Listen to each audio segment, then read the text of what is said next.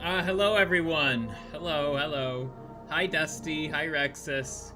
How are you guys? I'm just gonna... Grand Designs, what's up man? How are ya? We just started, and as always I need to post the links. Links.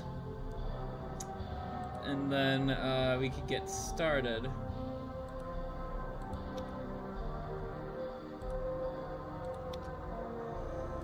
Okay. Let's see, let me actually just turn down the music just a touch more. Yes, I am streaming on multiple platforms. I stream on YouTube, Twitch, Kick, and X, formerly Twitter.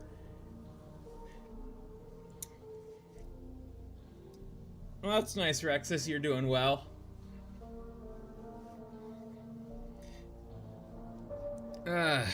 Mikola, what's up? How's it hanging, librarian? Oh, well, when he was all the way at the library, I was just arguing with the fascists on BlueSky.com. Wait, Mr. Stancil, why are you here? You're not required to be here tonight. Well, if you're gonna be talking shit about the country, well, I better at least be involved in it. Well, other than making fun of you? You think you actually have something to say on the matter? Well, if it weren't for our fascist president, then we wouldn't be in this mess. Oh, how very short-sighted of you, Mr. Stancil. And way to not know what the word fascist means as well. But then again, that should be expected from you. Now, I think this is time. This is big boy time now, Mr. Stancil. So why don't you scuttle along back to your room, and you could get back to arguing with the fascists on BlueSky.com. Akira, what's up? I think I will get back to that. Thank you, my liege. That was the first time he actually obeyed something I said. But then again, I think it had something to do with him arguing with the quote-unquote fascists on BlueSky.com. As if there are any fascists on that site. Man, I had quite the week. I will say that. I think I'm gonna like this job that I'm working in. Let's see. I did see something that I'm gonna just repost.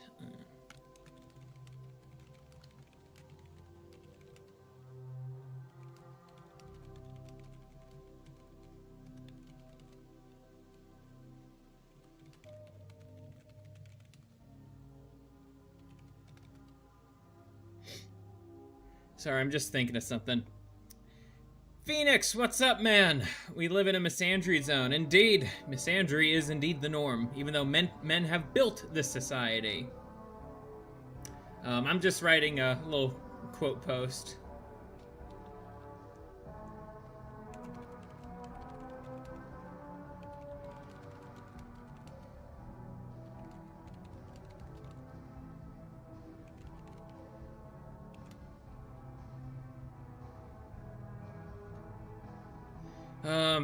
I also have, like, my bottle of booze here. I actually didn't get a, they're really gonna lose it when I bring up what my country, was doing after I died. Oh yeah, you're gonna be debuting soon, friend. If you have a YouTube channel, feel free to show your stuff, man. I know you also have a Rumble account, too. So, go ahead, post that. You're free to post that. And if you can't send links, just DM the links to your stuff to me, and I could share it in the chat. Yeah, this is like I'm replying to a post about like the whole AI thing.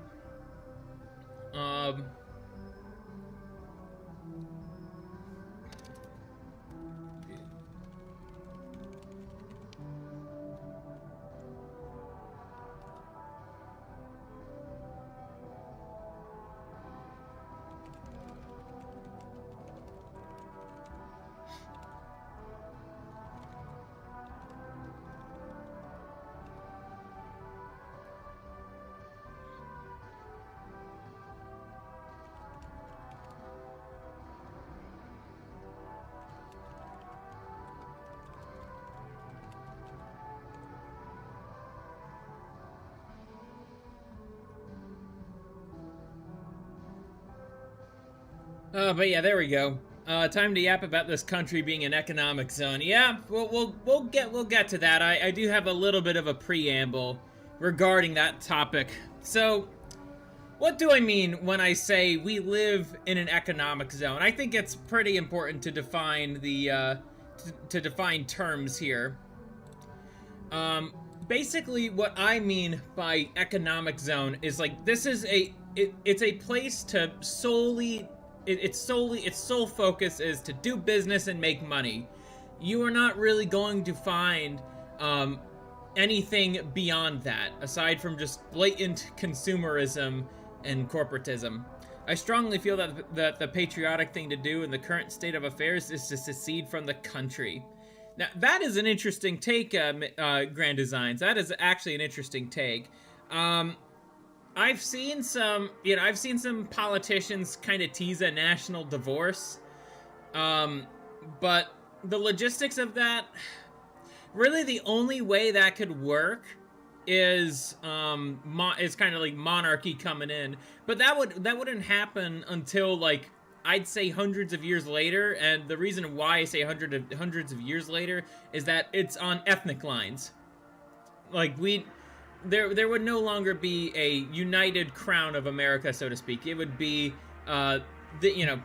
different countries that are made up of primarily different ethnic groups, kind of collectivizing together.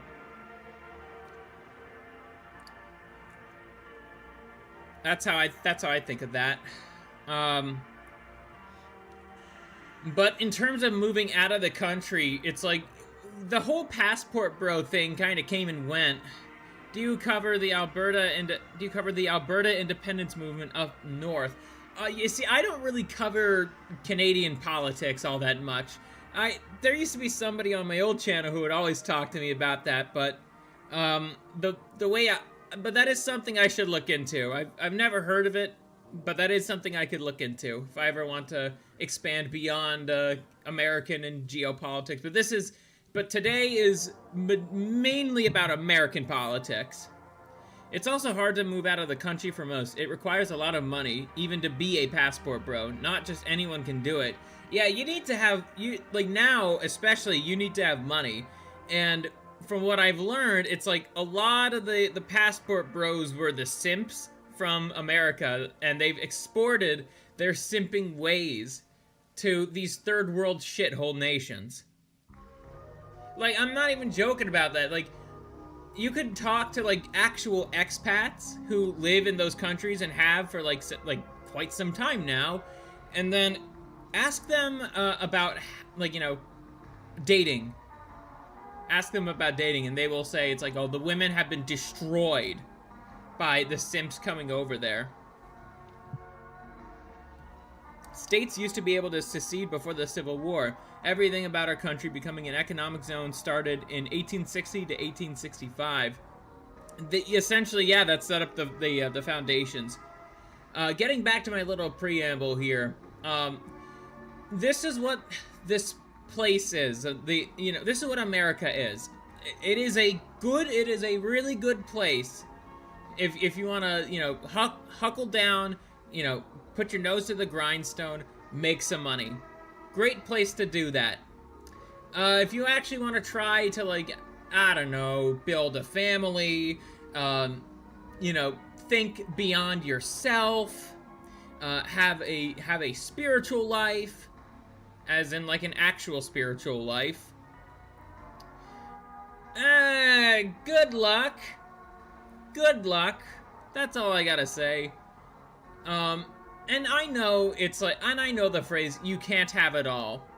That is very much true. But the human person needs a few things, necessities. I'd argue that these things are, land, family, and God. Those are the main three things. Regarding land, well, you could rent an apartment, but that's not owning land. That's not your place, You don't own that little section of the building. You live in it. That's what you do. You don't own it. For family, well, good luck trying to find a good woman in today's time. Yes, there are exceptions. I always have to say that every time I bitch about women in this country. Yes, there are exceptions. You might even be one of the exceptions. If you're watching this somehow, ladies. Don't think you would be. But basically, you're not gonna, like, I hate to be blackpilling here, but if you do not somehow fit into the obscene standards that these women have, good luck. Good luck. You're most likely not gonna be able to get even a 4 out of 10 if you're like a 7 out of 10 guy. That is something else I could get into another time. It's just a good old live stream about me bitching about women. That seems to draw in views. So I'm probably gonna do that again in the future. And then spirituality. The thing is, like, yeah, there are people who go to church on Sundays, right? The thing is, are you actually living the Christian life? As in, are you actually, going there to worship? And actually partake in the sacraments? The Orthodox ones. Not to be vague, I'm talking about orthodoxy here. A lot of Christians these days, don't really have much of a spiritual life. A lot of the times, it's kind of a LARP. And yet they call us Orthodox the LARPers.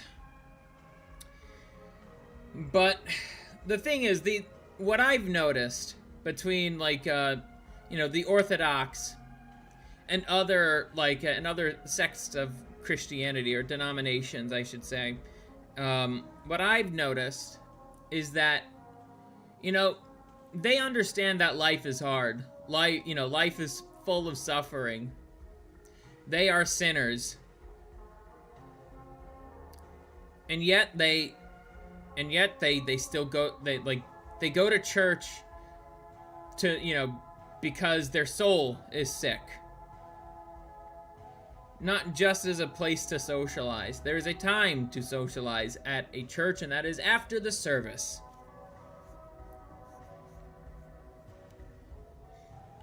The prayers are meaningful. Like, what is done in the divine liturgy is meaningful. There's a reason why we say, come and see, because orthodoxy is not lived on the internet. It's lived in the church.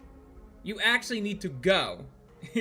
Come and see means go to your local Orthodox church. But getting back to my point here, the spiritual life that is most common in the U.S., it still incorporates a lot of modernity's bullshit. And don't get me wrong, there are issues with with the people who run some, the Orthodox churches. That is a real thing, and there are some criticisms that, my priest has of the Greek Orthodox Church as an institution. It's not uncommon for priests to have criticisms of just the way the church is and all that. But, I have seen,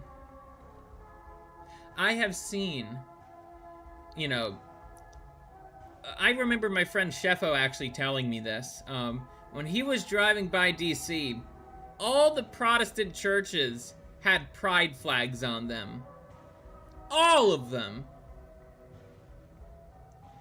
And that made me pretty mad. Because as an Orthodox Christian, it's just like, what the fuck is this worldly shit doing in the church? What's it doing in these churches? That's why I like to think those places are houses of Satan, these feminist, LGBT, progressive churches, quote unquote. They're more like houses of Satan. How are you gonna get a good spiritual life when all the things that HR offices basically just fucking hit you with are at your church, corrupting the message of Christianity? How are you gonna get a good spiritual life? Also, hi Black Blade on Kick. Oh, believe me, most of the Adventists are not amused by the bastardized rainbow. Yeah, there are some Protestants out there, a lot of Catholics, definitely, a lot of Roman Catholics do not like the pride stuff. Only thing is, it's just like, the whole thing with Vatican II. You cannot reverse Vatican II. That is an objective fact. You cannot reverse Vatican II. It is impossible to do so. Not without completely, reforming the Catholic Church, and, well, history kind of shows that doesn't work out well either. Yeah, I could see that being the case, Akairo. The Catholics are likely going to string up the Pope if he keeps being a little shit. That is very much a possibility. You can with, oh, that's interesting, you can with a Christian dictator. But I think I've yammered on enough, at least, about, that part, about how it's like the three important things that we need as humans. We're not going to be able to, for the most part, we're not going to be able to achieve all three of these things. At most, you could just start going to your Orthodox church and go to the liturgies as often as you can, learn about the faith, develop a prayer rule, and I think you'll be able to at least get that much. But good luck trying to find, to start a family with how wildly expensive things are, and also just how bad the majority of white Western women are. And I'm not even talking about the, minority women as well. They have their own issues. I've seen Asian guys talk about it. I've seen black guys talk about it. Native Americans, everyone. But I want to get to where I first actually heard about this idea of, our politicians describing our country as an economic zone, because that is how they believe this.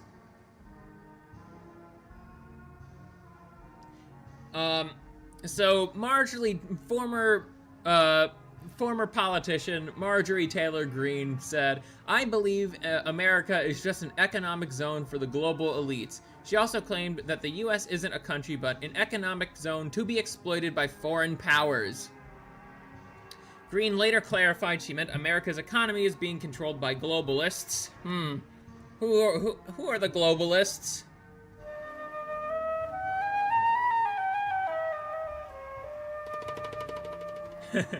Hey, I think she actually does know who the globalists are and can't answer that question. The initial statement sparked controversy about national sovereignty versus corporate interest. MTG and Massey, the only reasonable politicians left. And they successfully ousted Massey. APAC. Oy vey! And MTG had to step down. I forget why, but she also had to step down. Yeah, she's leaving office, Dusty, yeah. And that's also true. She did get betrayed by Trump.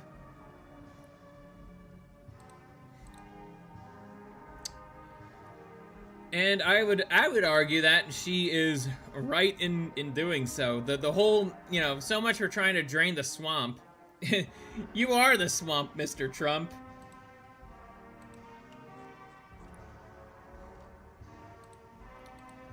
But anyways, I think you get kind of the thesis of this video here, or the stream, I mean, not video. I only had a few sips of my rum to drink, and I'm already starting to feel it, not gonna lie. I've had a bit of a long week, a good week, but a long week. But anyways, we're gonna get to our first video. We basically have a bunch of videos for the night.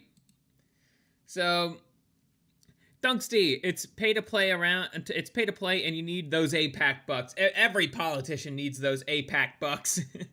Every one of them. The ones who don't will get ousted. But anyways, we have a video from Tomfo about tyranny of idiots. This is also how I feel about kind of the way things are right now. We literally live in idiocracy. The past year alone kind of proved that to me. To keep birthright citizenship. What do you mean the white woman who adopted a bunch of black kids isn't based? But we picked her! We put her in! What are you talking about? They're supposed to be based! She's supposed to be on our side! What are you talking about? What do you mean all these women in politics keep fucking everything up? What are you talking about? Man, who would have thought that women would lead to the downfall of our civilization? Bro, I could have... Shocker, it's almost like men and women are different. And part of those differences are cognitive and of the mind, of the brain. The male brain is a lot more capable of handling stress than the female brain. That is just a fact. I've told you that 10 years ago when I was in the basic libertarian pipeline. When I was first getting into politics, pretty much like every other type of young Gen Z guy. Yep, exactly, Okairo. There's even a Bible verse. Bible, let me see, I could look this up.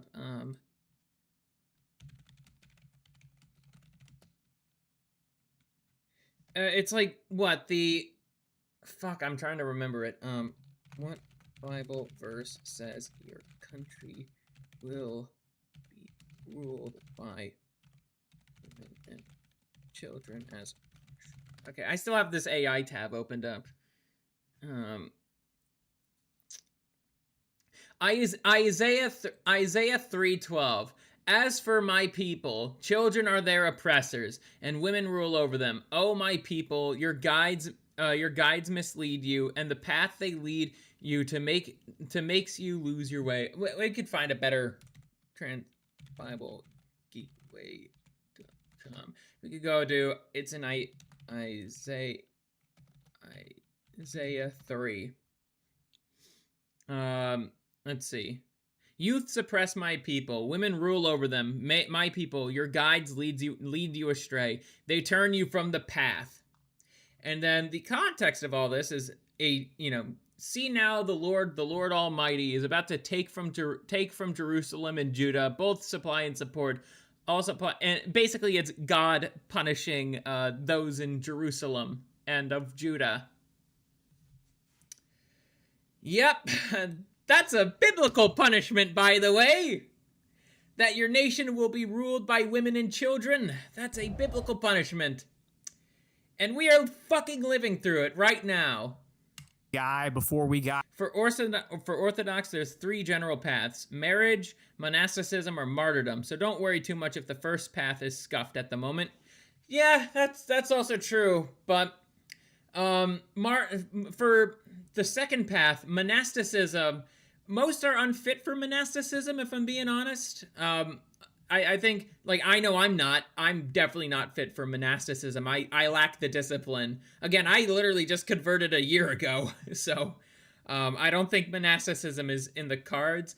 And martyrdom, while noble, you shouldn't be desiring martyrdom.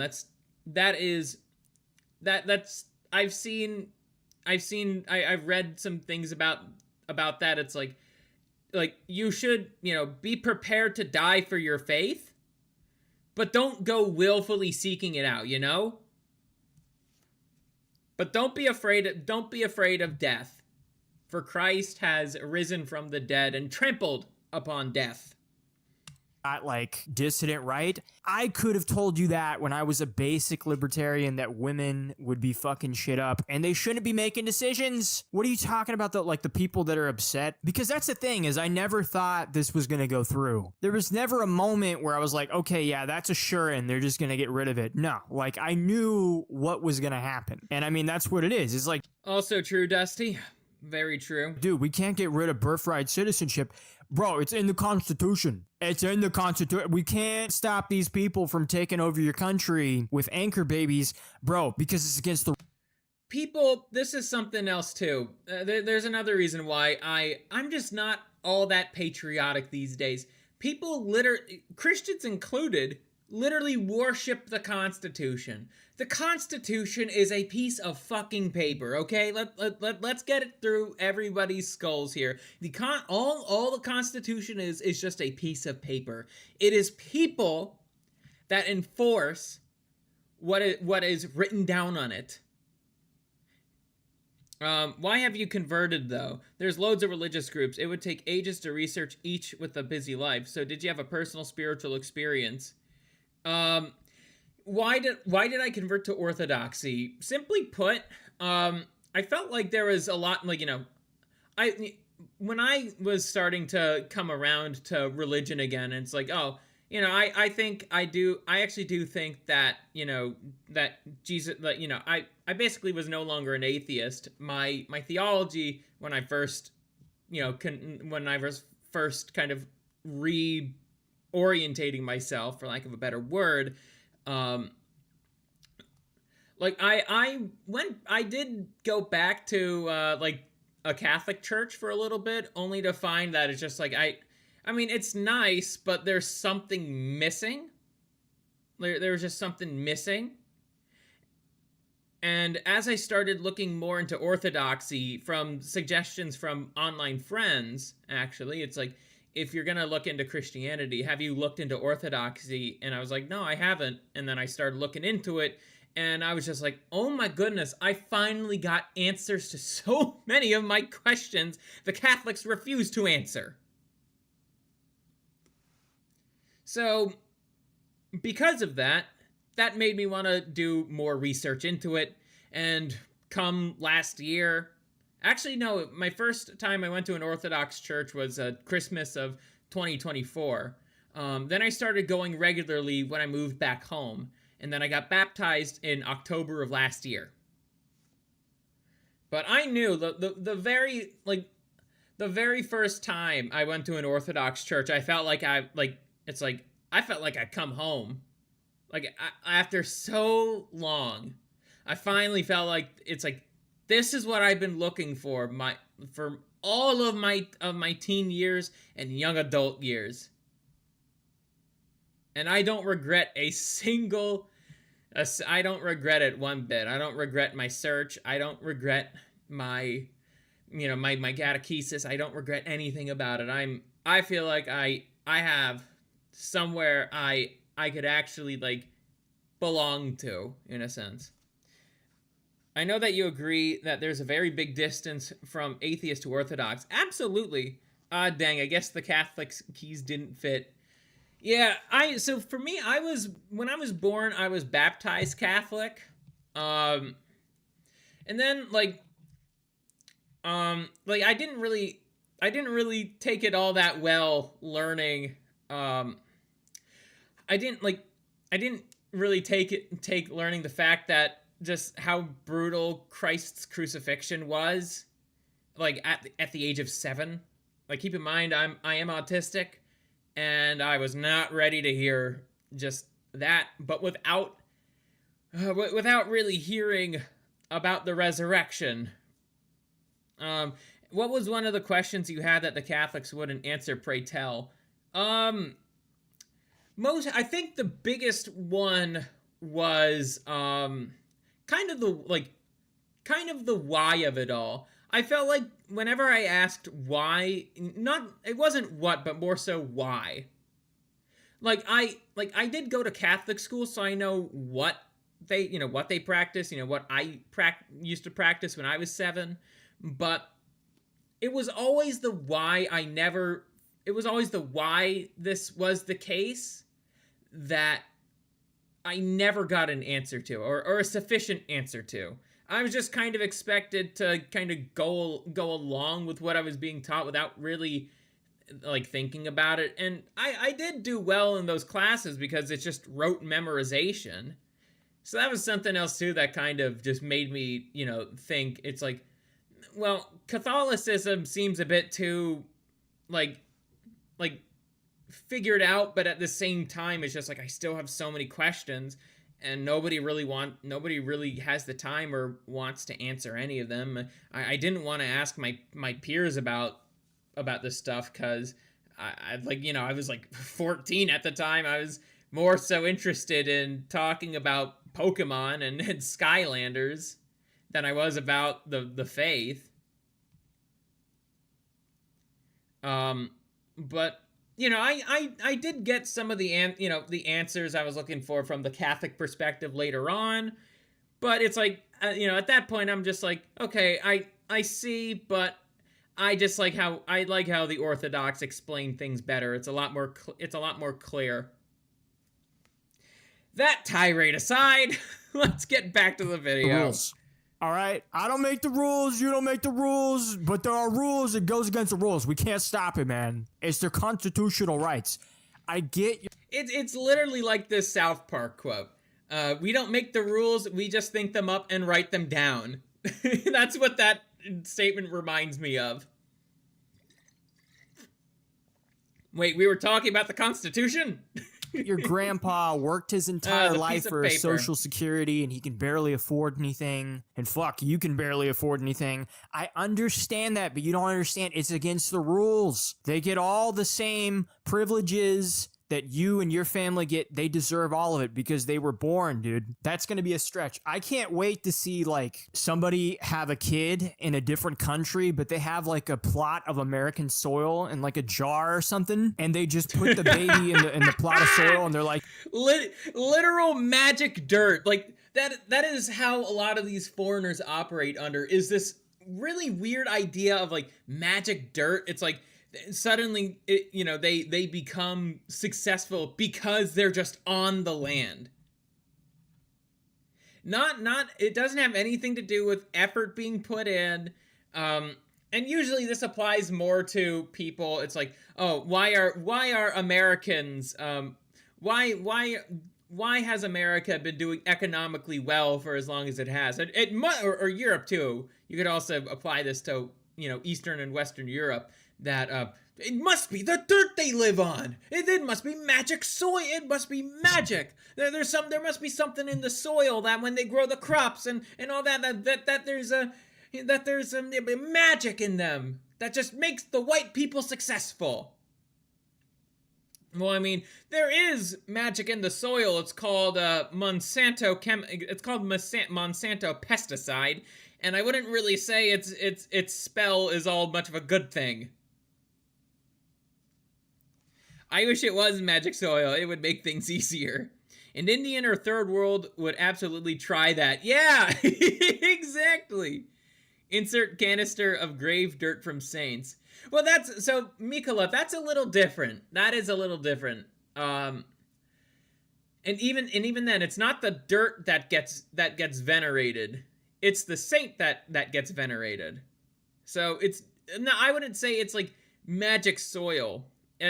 Holy relics in general are meant to be treated with reverence. They're not, they can do miracles because it's the saint. It's the saint that kind of allows that to happen. But regarding the canister of grave dirt from saints, I don't think it would be like a grave robber, Okairo. I don't think it would be a grave like any sort of grave robber that would be doing that. There might be some miracle that happened via the saint being buried. I know. It reminded me of a trip some friends of mine took to Alaska, and we went to one of the monasteries. It's still disrespectful. Not if the saint's being venerated. I wouldn't say a little patch of dirt is where a miracle happened, being dug up and put into a holy canister. That's not desecration. That's not desecration. Like, see, it's American soil. That's American baby, all right? He gets all the rights. Let him vote. But ever since that happened, I've been seeing a whole lot of cope from the plan trusters. All the basic cope that we're used to seeing. You know, it's like, oh, you see what this heckin' black guy on the Supreme Court said about it? He was pissed. He wrote a 91-page document, dude. He is pissed off, all right? And I like did Clarence you see this Thomas other base too. judge? Did you see what this other base judge said? Bro. But writing about it, it's like, this is why I hate democracy so fucking much. Nothing gets done. All democracy exists for is just inevitable decline. Bound to happen. Happens every time democracy is a thing. Who fucking cares? Who fucking cares what they said? They could not do anything about it. They did everything they could, but it still didn't change anything because it's against the rules. All right? We can't save Western society. We can't save America because it's against the rules. But the cope... Yeah, bureaucracy is also fucking horrible. One thing of an ineffective monarchy is bureaucracy. Especially on the level we have it. Granted, in any form of government, there is going to be like some red tape. That it is inevitable.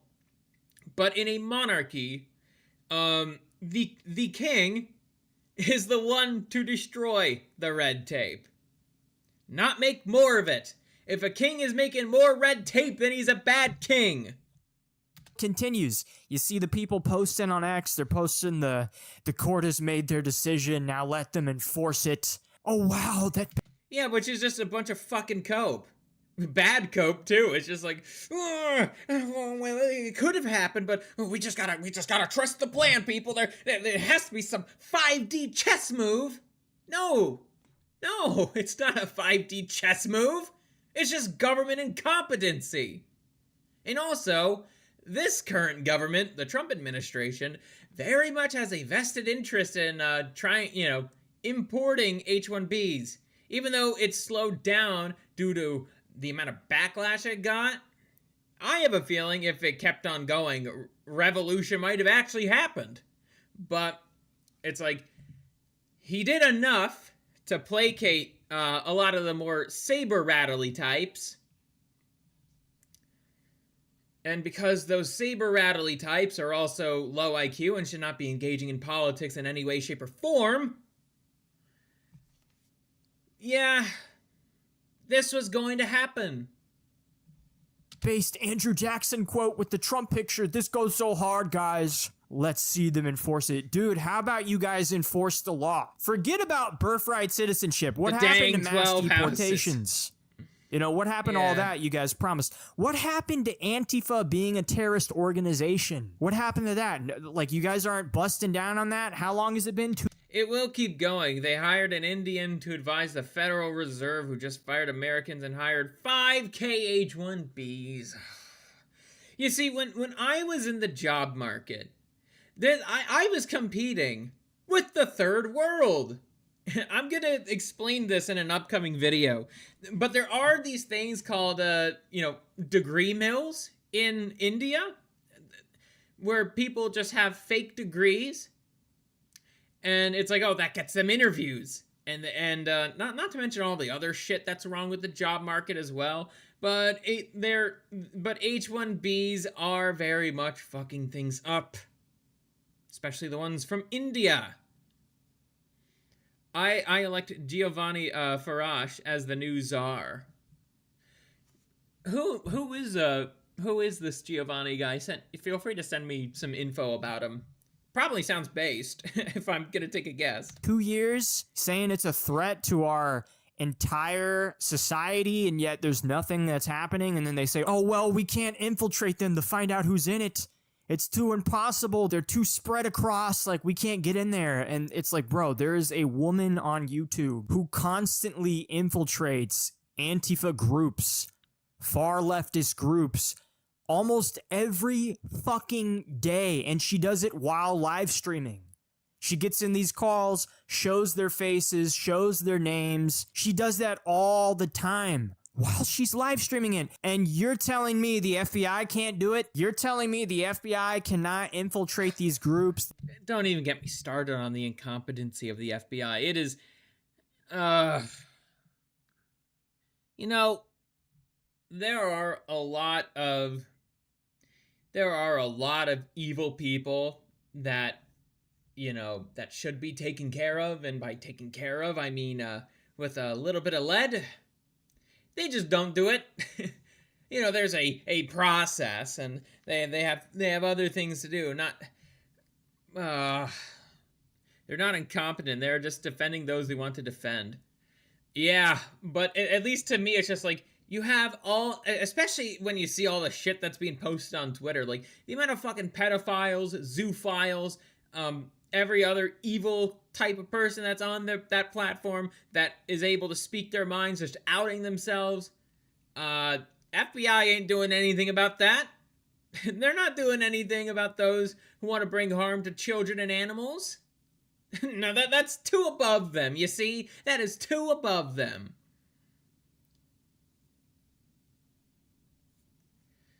What they care about more is, oy vey, you said something bad about the Jews. That's what they care about more. I'm betting I'll be dealing with Latinos with the job market I'll be going into in the near future. Great uncle of St. Nicholas Oh, okay. Oh, wow. I recognize that name, the Romanovs. Nephew, great nephew. Nah, you're fine. You're fine, Mikola. You're fine. There's not entire chat I'm messages. drinking too, friend. Dude, we know you guys track all of this shit. We know you guys track phone records and text messages and all the encrypted messaging apps. We know that's all bullshit, bro. We've known that's all bullshit for the past, 6 years. And you're gonna play that card again? Like, oh, we just can't figure out who these people are. And it's like, bro, they could, they just won't. They won't. They need Antifa to exist because it gives them ammunition to use, because Antifa is scary to older people. It's scary to boomers. They need them to exist. If they really wanted to, bro, if they really wanted to get rid of Antifa, they could do it within half a year at most. With the amount of... And they wouldn't even need to use that much force. Leftists are very much scared of armored people with guns. If they were serious about illegals, they would start arresting employers hiring them, as Asmund has said. I think they're going the route of directly deporting them so they could gather more data for Palantir and other big tech parasites. Yeah, I have to agree with the Roach on that. Again, I do think he's saying a lot of this stuff just to kind of placate people. I'll explain that in a future video. But, okay, Rexus says, yet I'm most likely on a watch list for being MGTOW. Yes, MGTOWs are on watch lists simply for choosing to walk away from the system. Yet pedos aren't on watch lists. Yeah, the amount of, right-wing causes that could put you on an FBI watch list. No doubt I'm on some FBI watch list right now. He's old but still around. I see. But getting back to what you were saying, Rexus, yeah, we all are. Okairo's right. We all are. But those who care about the country and the state of it and want things to actually change for the better, we're the enemies. We're the enemies of the country, apparently. We don't want to live in an economic zone. Apparently that's a bad thing and nigh treasonous, and such critiques are worthy of watching the people who say them. Blade says, I wonder how much better America would be if the boomers all died out, of natural causes, of course. Oh, the country would improve overnight. Just in general, it would improve overnight. Young men would act because basically everybody who's in power are boomers. Young men would actually, far-right young men would actually be able to take power and set the country in the direction that it should be, i.e., ultra far-right authoritarian country. No, I am serious about that. Like, that is the only way for us to act. If people want the U.S. to still exist, that's what's gonna be needed to fix it. That's just the reality of it. Surveillance.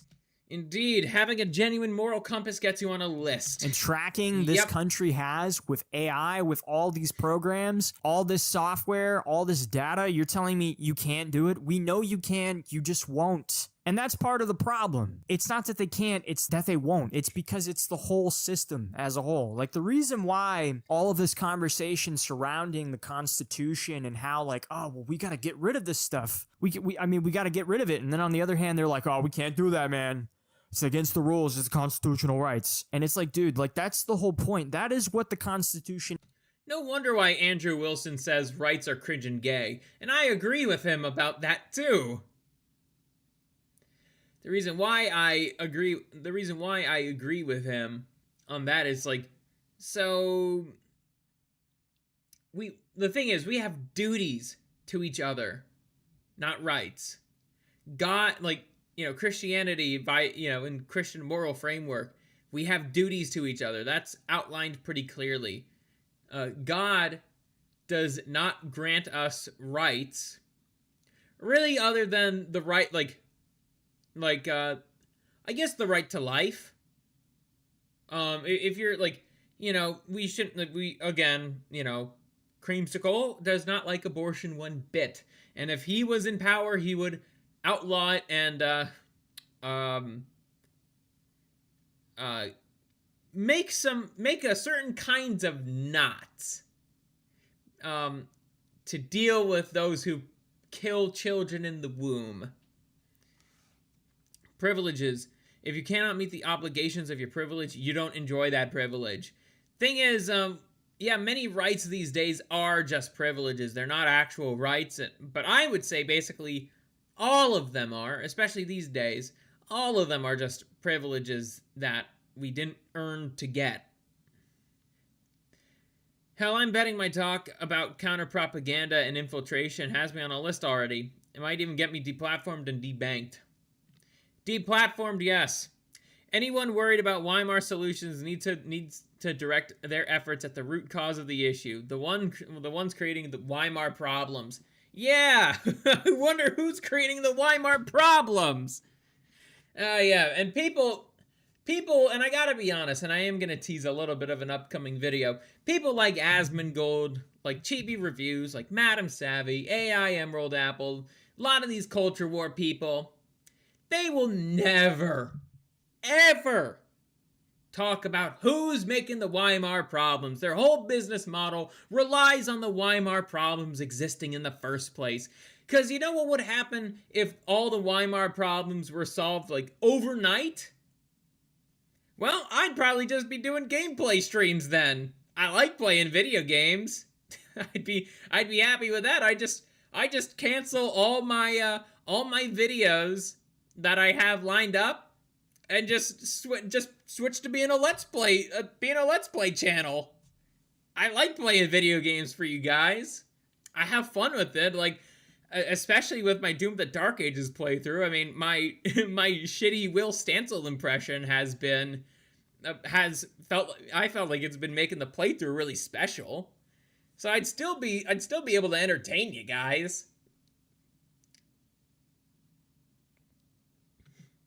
And guess what? Because I don't do this for a living, you're always free to donate a little extra if you're interested. But that's the thing, I work an actual job now. So really, all this YouTube shit is just a hobby for me at the end of the day. Is in this day and age. I'm still hung up on Asmon's I'm an atheist, but I want to live in a Christian country rant, completely missing the point. Yeah, I will say, one of my friends, Supreme Emperor Kiza, he's an atheist. He actually understands, like, he actually knows what he means when he says, I'm an atheist, but I am the biggest champion of Christian values. He means what he says and says what he means. He understands that Western nations are a bit, like, Western nations in particular are strongest when God is in the picture. Christianity is in the picture. And Kiza would absolutely defend those values because he sees the result of those values. Asmongold does not understand this.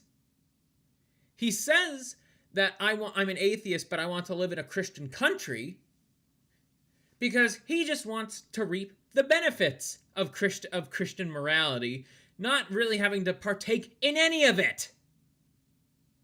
Kiza, at least, wants to actually partake in some of the values. Even if he doesn't believe in God, he actually wants to fight to uphold and maintain these values that have worked for a long fucking time. Think about this. 4th of July is coming up. It is going to be the 250th anniversary of the United States of America. This should be a monumental celebration on like the scale of nobody's ever seen before. If we were actually a country, but we're not. People talk about how America's dying, we gotta save it. And I've said this before, it's already dead. And a part I might have said the America's dying part, but that is something what I've actually been meaning to say. It's like, this is not a country.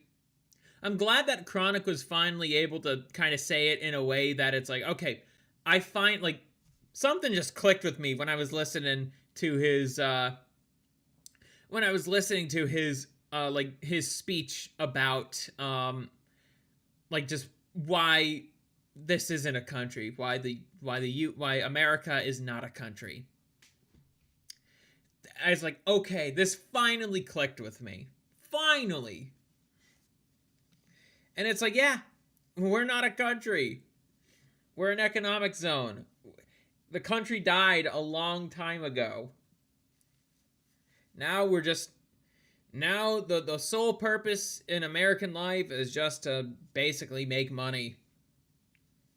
And that's not exactly, work is an essential part of life. But greed is a sin for a reason. Part of that is the Constitution. A part of that is this old style of thinking because, dude, it doesn't work. Not with all of these different groups, not with all of these different races. Think about it like this, too. I don't think we're going to... Also, just to let you know, I don't think we're going to be playing this full video.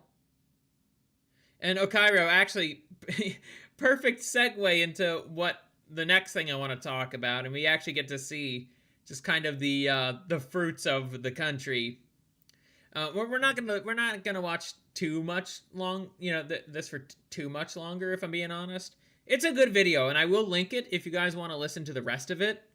But I do have to pay attention to the time here. I've been going on for a little bit already. But basically, the Constitution, think about who it was written for. Like, around, the time it was written in, who it was written for, and actually, yeah, it's mainly those two things. Basically, the people, the people of America, they were basically majority white and Christian. The Constitution was designed for a religious population. And yes, I know Tom Foe is a groyper. He's actually one of the few sensible ones, and one of the few I actually like myself. He has a very good way of speaking. I like it a lot. But basically, it was written in a time when America was majority white and Christian, as he said. Yep. And basically, I forget which one of our founding fathers said it, but it's like, our Constitution is fit for a moral and religious people. It is unfit for any other. Something like that. What's our country now? It is consumerist. It is feminist. It is multicultural. It is secular. That's what our country is now. Does that sound like moral and religious to you? I think it sounds like the exact opposite. Dunksy, I think that was John Adams. I think so too. Like Jefferson or Adams, one of those two. Yeah, and spiritually Canaanite. Yeah, it is our economic zone is spiritually Sodom and Gomorrah. And also like the land of Canaan.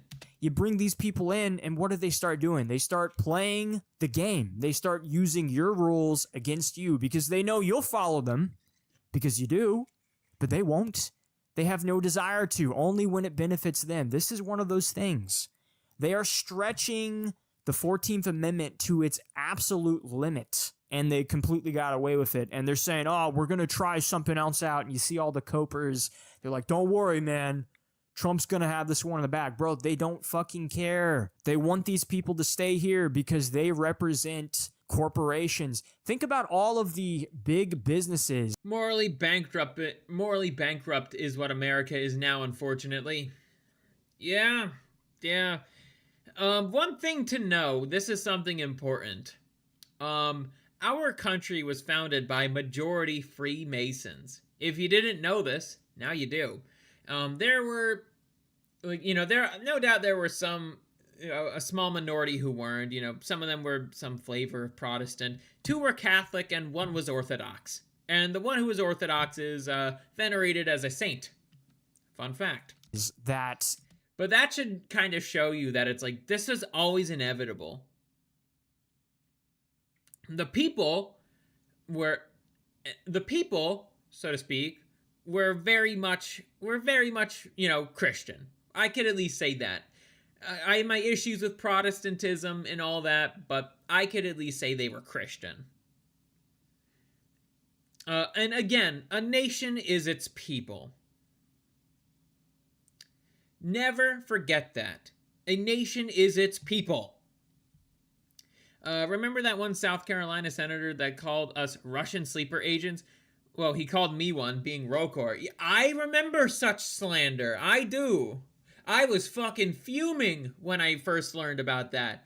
Because it's like, these people don't understand the difference between the Russian Orthodox Church and the Russian Orthodox Church outside of Russia. People always forget about the outside of Russia part. Just benefit from having illegals here in this country, from having these types of people in this country.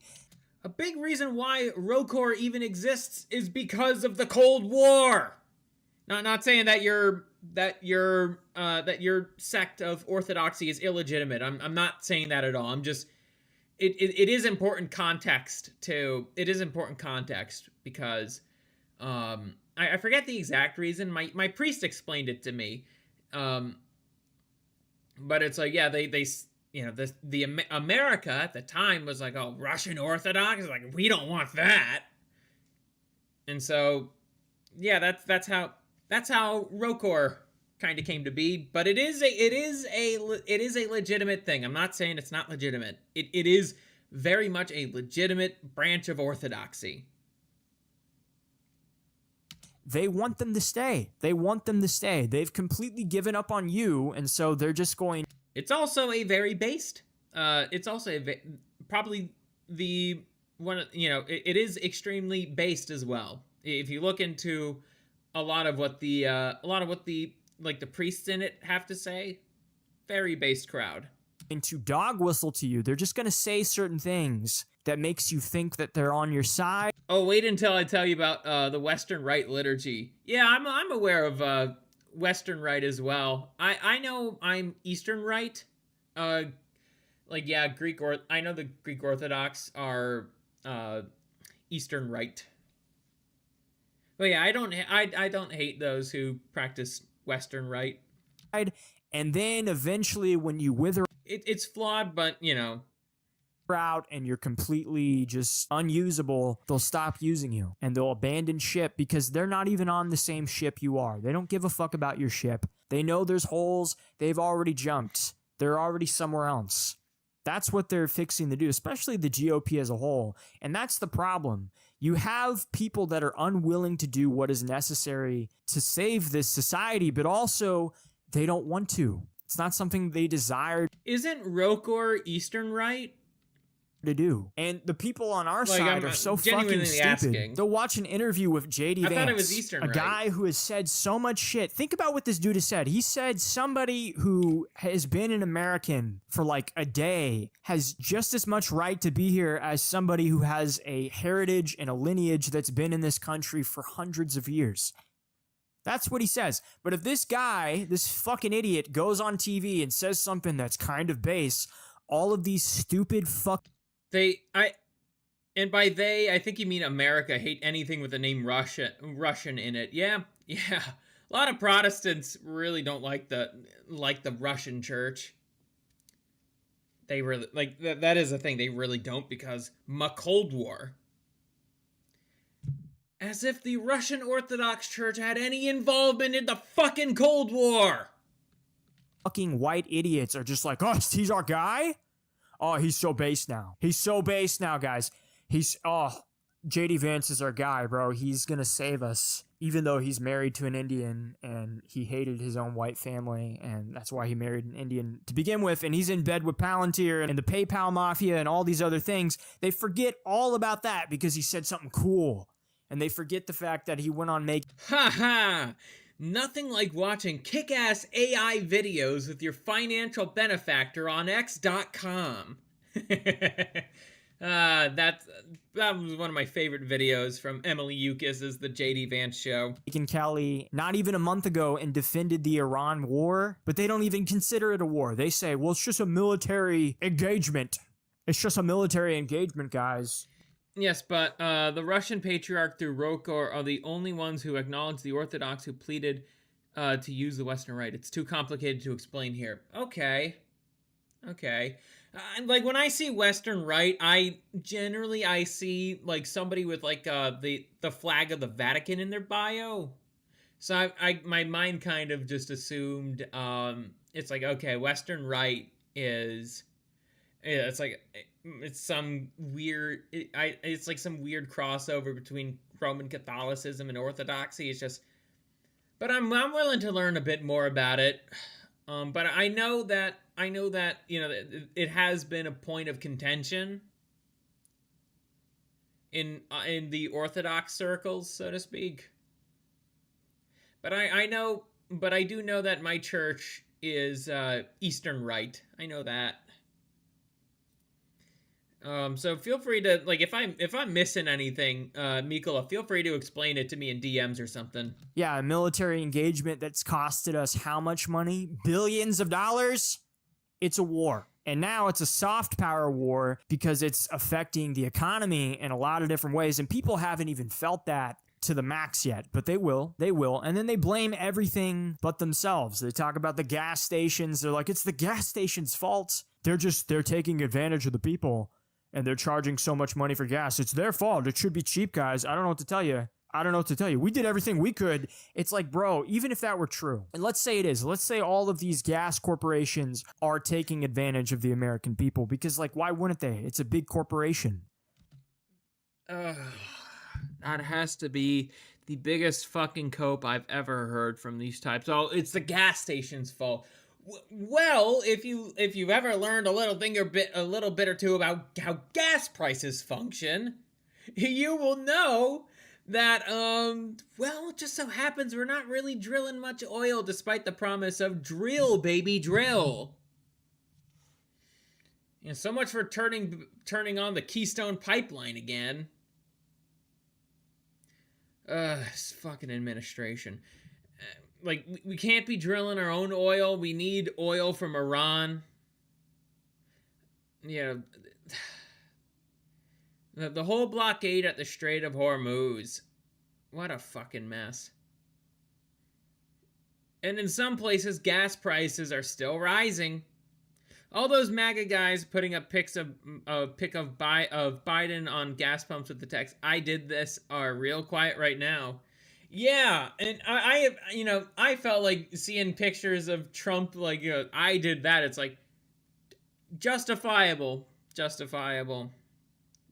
Trump did indeed do that because, he decided, because he's Israel's little bitch. You're telling me they wouldn't fucking take advantage of people for money? Oh, that's new. That's never happened before. But even if that were true, the only reason they have that opportunity to begin with is because of what you guys fucking did with striking. Hell, even Japanese television makes fun of Trump always, taco, right? Trump always chickens out. Japanese television is talking about this stuff now. That's how bad it is.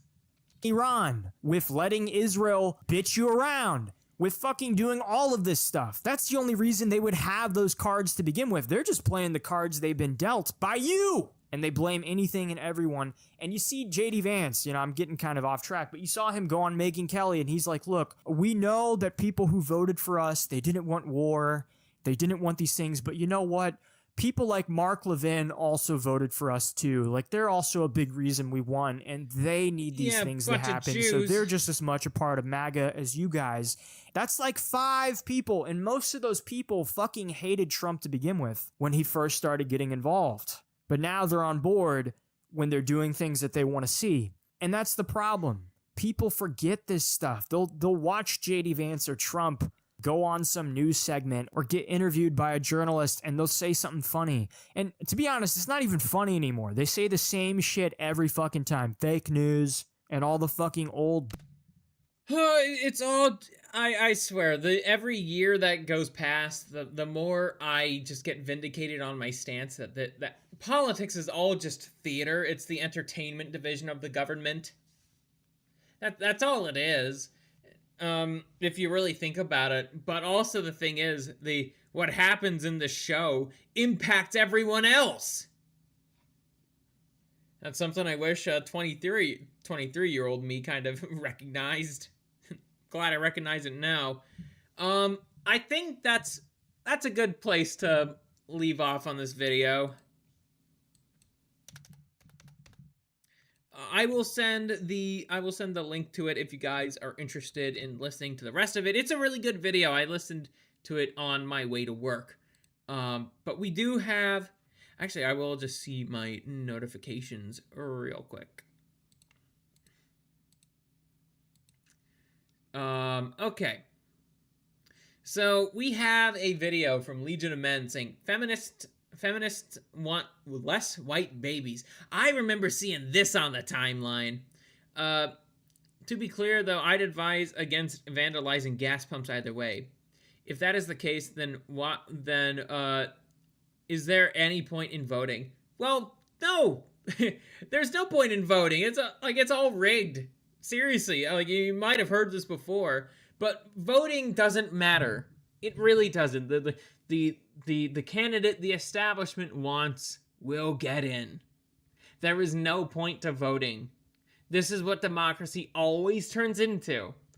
It is an illusion. It is an illusion of choice. You don't actually have a choice. It's always an illusion. That's why there's a reason why I voted for Cthulhu in 2024. Well, I mean, Cthulhu is my bro. But, why vote for lesser evils when you could vote for the prime?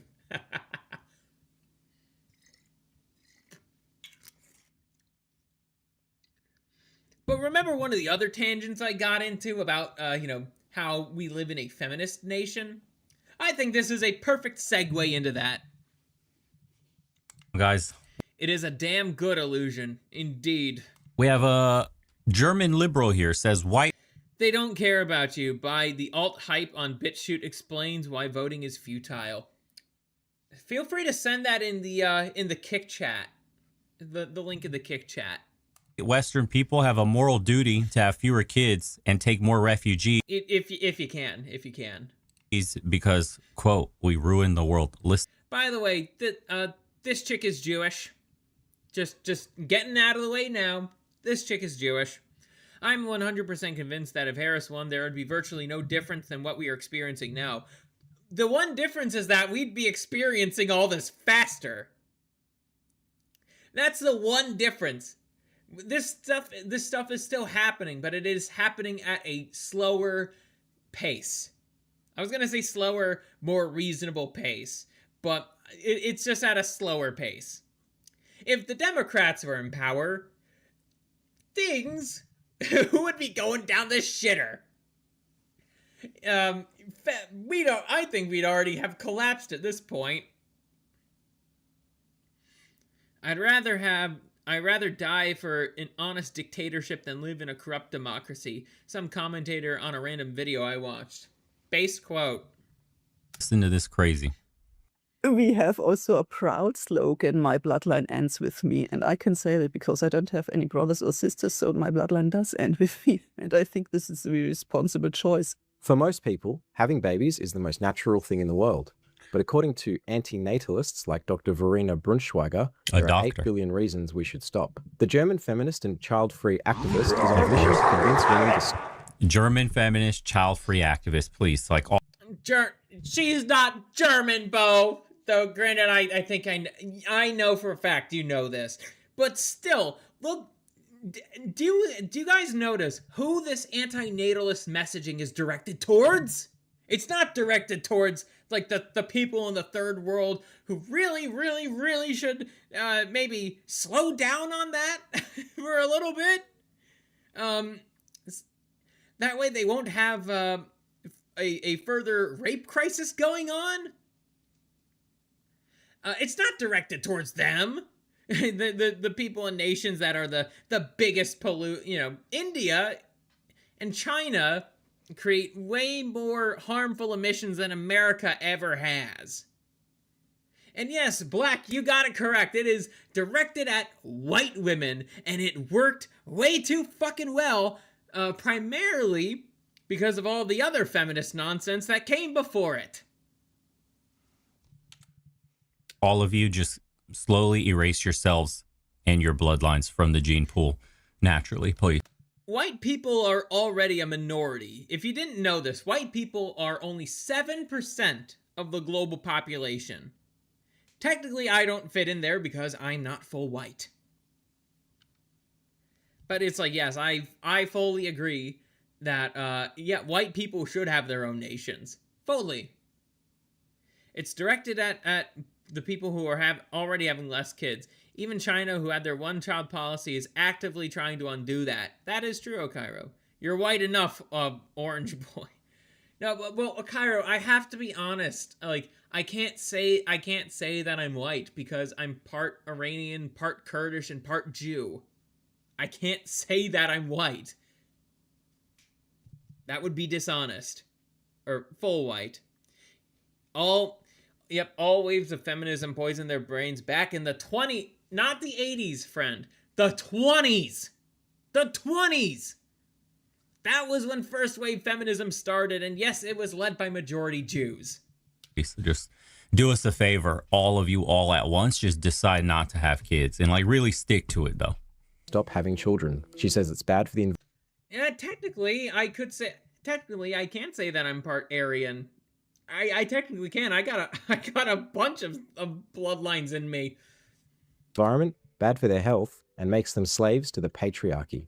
Elon Musk recently said Australians are becoming an endangered species as our birth rate hits a record low. But Verena says right-wing pro-natalists... Curvo, Crivo, I thought it was 1218 world percentile. Christ almighty. Mikola says, I promote you to honorary Caucasian. Thank you, Mikola. But I think being honest and disclosing who I am is pretty important. But Crivo, how are you, friend? But yes, it is 793. That is the actual percentage. in terms of like whites to the rest of the world. That is why I said earlier, I just couldn't remember what when the first wave happened. I see.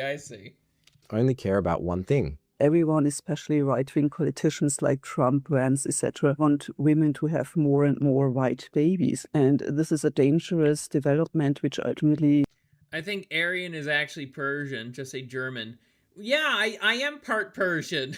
my bloodline, like, my grandfather is part, you know, my grandfather is like half Persian, half Kurdish. Like, he's dead now, but that is his blood. Like to fight. According to Musk, falling birth rates pose a threat to humanity. If people stop having children, society will collapse. Verena doesn't see it that way. I may say I detest him deeply because this man alone destroys so... If they're saying no white babies, then can we change around to no white Jew babies? How would she feel about that? How would she feel about that? To further your point, blue eyes used to be 20% in 1942, now 9%. Green eyes, 9% in 1942, 2% nowadays. Well, gee whiz. Oh, boy. My eyes change color. They can be blue on one day and green on the other day. Fuck. That must be exceptionally rare.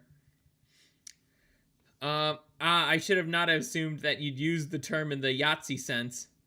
So, Ari, like, I am not part German. I'm not part German. Aryan, like, when I say Aryan, I'm talking about, those people. Ah, so you have hazel eyes. No, I don't have hazel eyes. My dad does, actually. I have, again, my eyes, I know today they're green, but tomorrow they could be blue. My eyes are like Enos from Guilty Gear, but they change color a lot slower. Like, a lot slower. It also just depends on, like, light as well. Most days I think they're green. So much. He ruins almost everything I stand for. That sounds like my little brother. Green one day, gray the other. You stand for nothing. You're a fucking cat lady, dude. This guy has made millionaires, thousands of millionaires. Normal, regular people that worked for him and when SpaceX went private became millionaires, plumbers, electricians, whoever the fuck was working on all of the stuff he's building. He has provided immense value to society. Indeed, he has made self-driving cars. He has satellites in the sky now that can give you internet in a rural area, so you don't have to get wrecked by bad internet or high prices anymore. Continues to get faster and cheaper. What else is he doing? Who knows? He made free speech available on the internet by purchasing Twitter, which saved us from the loony liberal left that wanted. I always wanted to ask about Starlink and how that works. Like, quite literally, the name of his service comes from Star Trek. Elon is very much influenced by Star Trek. The satellites are falling out of the sky, and the platform that doesn't do anything like he said it would. I mean, it's better. Dusty, I use X. It is far better than when I was on Twitter. I will say that it is far better. To self-destruct the West. He's done more for society, and liberals love quoting because. Then why did he ban Patriot Front? I actually didn't know that. Yeah, that's fucking cringe and gay. I'm just holding him to a stupid standard of free speech. Yeah. I think the worst thing that has ever happened to, Elon's version of Twitter is monetization. Because now because of that, people are incentivized to manufacture consensus, which is a problem. It works like any other satellite ISP. It's just portable. I agree a bit, but I think Elon glazing goes a little far. His insistence on cheap, incompetent third world labor is quite damaging. That is absolutely true. That is a criticism I very much have of the guy. Elon, very much, I'm sorry, Spoon, but I have to shit on your countrymen for a little bit. Elon, or just one of them, Elon absolutely wants H-1Bs. He very much benefits from H-1Bs. And I'm over here just like, oh, no, the fuck you don't. Oh, no, the fuck you don't. I think Spoon disavowed Elon. Probably. I might have not been paying attention. I have a feeling owning X will end up ruining his life. That could also be a possibility. I'm actually not going to discount that, Grand Designs. He'll set up Twitter, Starlink, and politicians will vote for COSA, mass surveillance, so that libtards will use it to put the boots to our necks. One thing about... Yeah, Akira will tell you all about what COSA actually is. It is not mass surveillance. That would more likely be the Screen Act that you're talking about. The problem with COSA is that it's actually too good of a bill because it would also force game companies to not put microtransactions in fucking everything. Already big business will have a problem with it and it will not pass. As for Screen, it's too vague of a law. That's the issue with Screen. It's too vague of a law. Akira and I have actually read through both COSA and Screen, and that's basically the conclusions we came to when analyzing it. For me, I actually do have a little bit of a background in law. Not that I'm a lawyer or anything, but I have family members who are lawyers, and arguing with lawyers is not fun. Yeah. Also, it would actually put the algorithms in our favor. COSA would force these companies to disclose how their algorithms actually work, which would actually be a boon for everyone, especially someone like me who makes video content. As he went right-wing and supports pro-natalist policies, he was the darling of liberals before he got into politics. They say stupid shit like, he's a mooch. He depends on taxpayer money because he took in something like $49 billion in subsidies, something like that. Do you understand that? I think we all know the main reason why Twitter videos constantly don't work. Yeah, I think we do. Screen just seems like omnibus rubbish. Agreed. And I would agree with you, Kryvo. Absolutely. Screen is just a bunch of rubbish. If it were to pass, the question would then come, it's like, how does it get enforced? Because again, a law, at the end of the day, it's just a piece of paper. People enforce what is written on the piece of paper. But it's still a person doing the decision.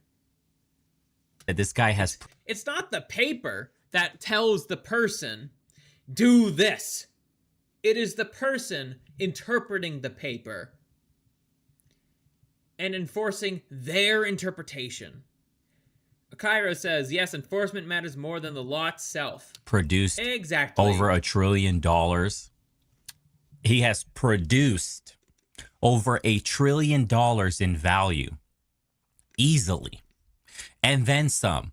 In totality of his work as a whole, he has produced hundreds of billions of dollars for the economy. He has employed hundreds of thousands of people all around the world. What does a single cat lady feminist with no kids have on this guy?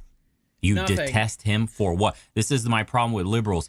They say they're so inclusive until you start to think outside the box. Then you're excluded, and deeply so. Sometimes violently so. And good progressive people fight for on a daily basis. Why did the Indian hate the anime? Because it had a redemption arc. Ayo.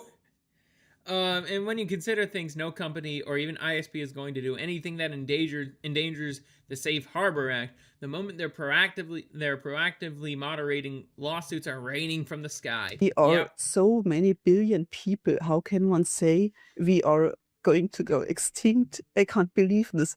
And if he fires 7,000 people on one day, of course he needs as many new work slaves as possible. And so for him, of course, it's important to have many new people.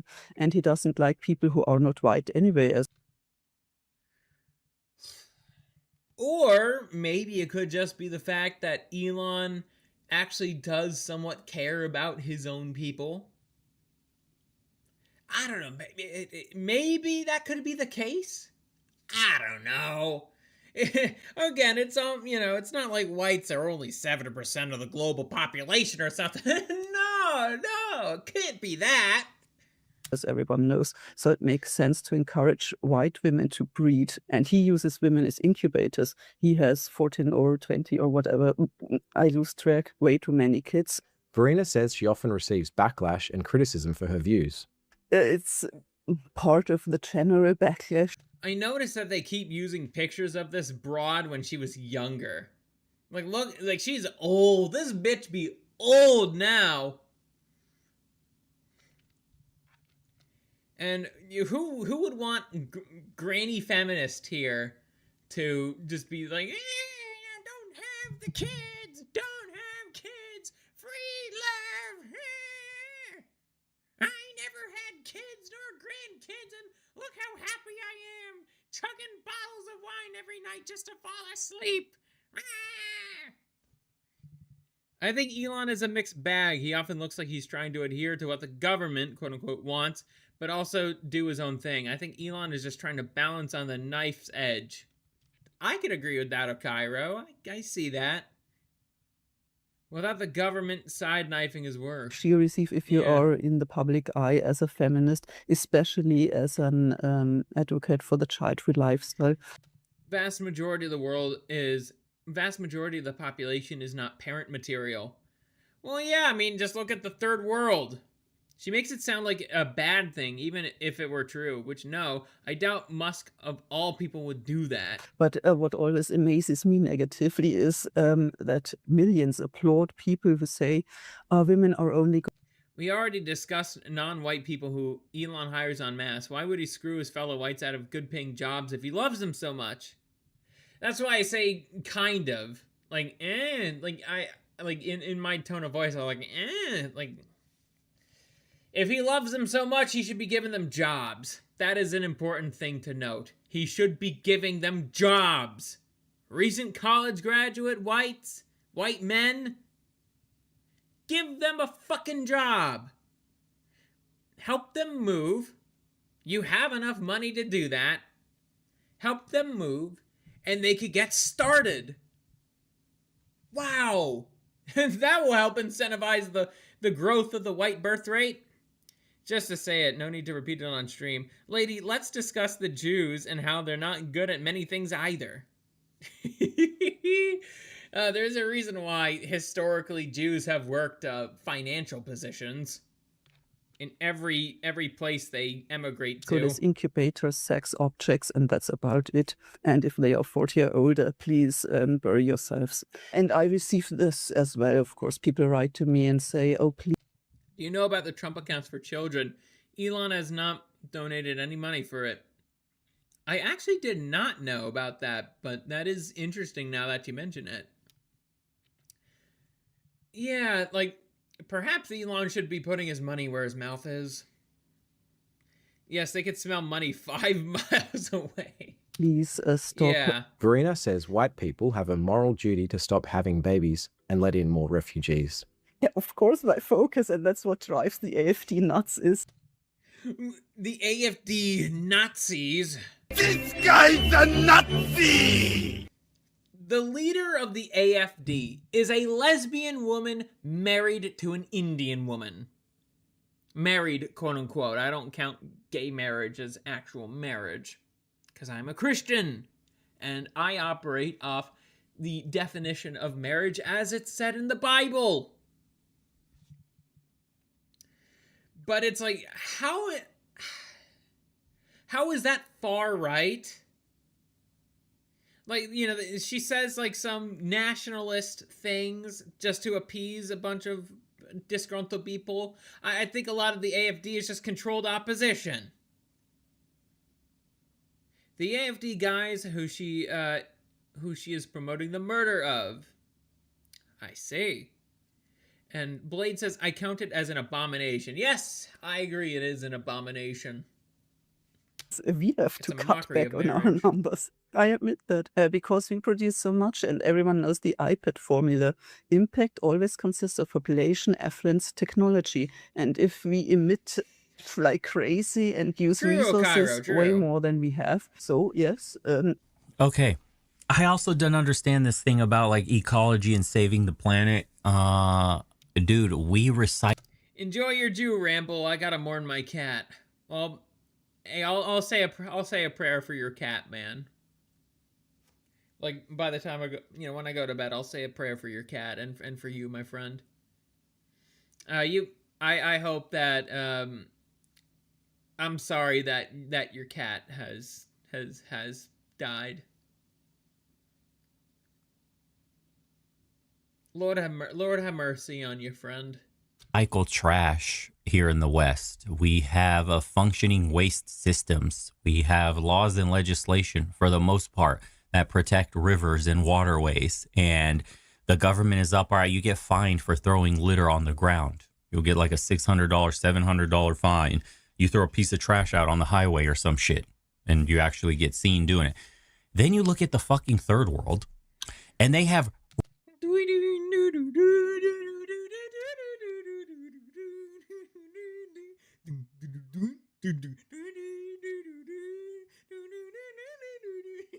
I heard it's like the third world, and my mind just goes to India. It just went to that video from Truth Nuke Media of like just, you know, the AI generated video like are you tired of trains motherfucking you in the back? It's so funny. But it's like still it represents India as like this fucking like trash written shithole, which it is. And it's hilarious.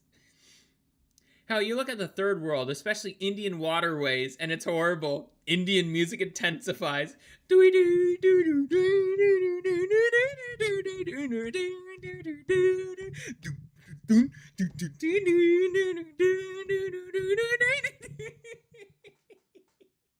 Rivers of shit, rivers of trash. Indians just dump trash everywhere. They just dump trash around where they sleep. They just dump trash in they have trash rivers. Most of this so-called pollution comes from that part of the world. Yep. Most of it.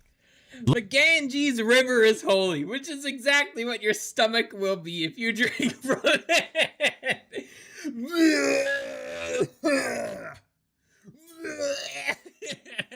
That's just the demons being excised from you. That's not dysentery. That's not any other illness you could contract from just dirty fucking water. No, that's just your insides are being excised. Look up the most polluted rivers in the world. Look up where all this plastic comes from that ends up everywhere. Look at how these people in the third world live.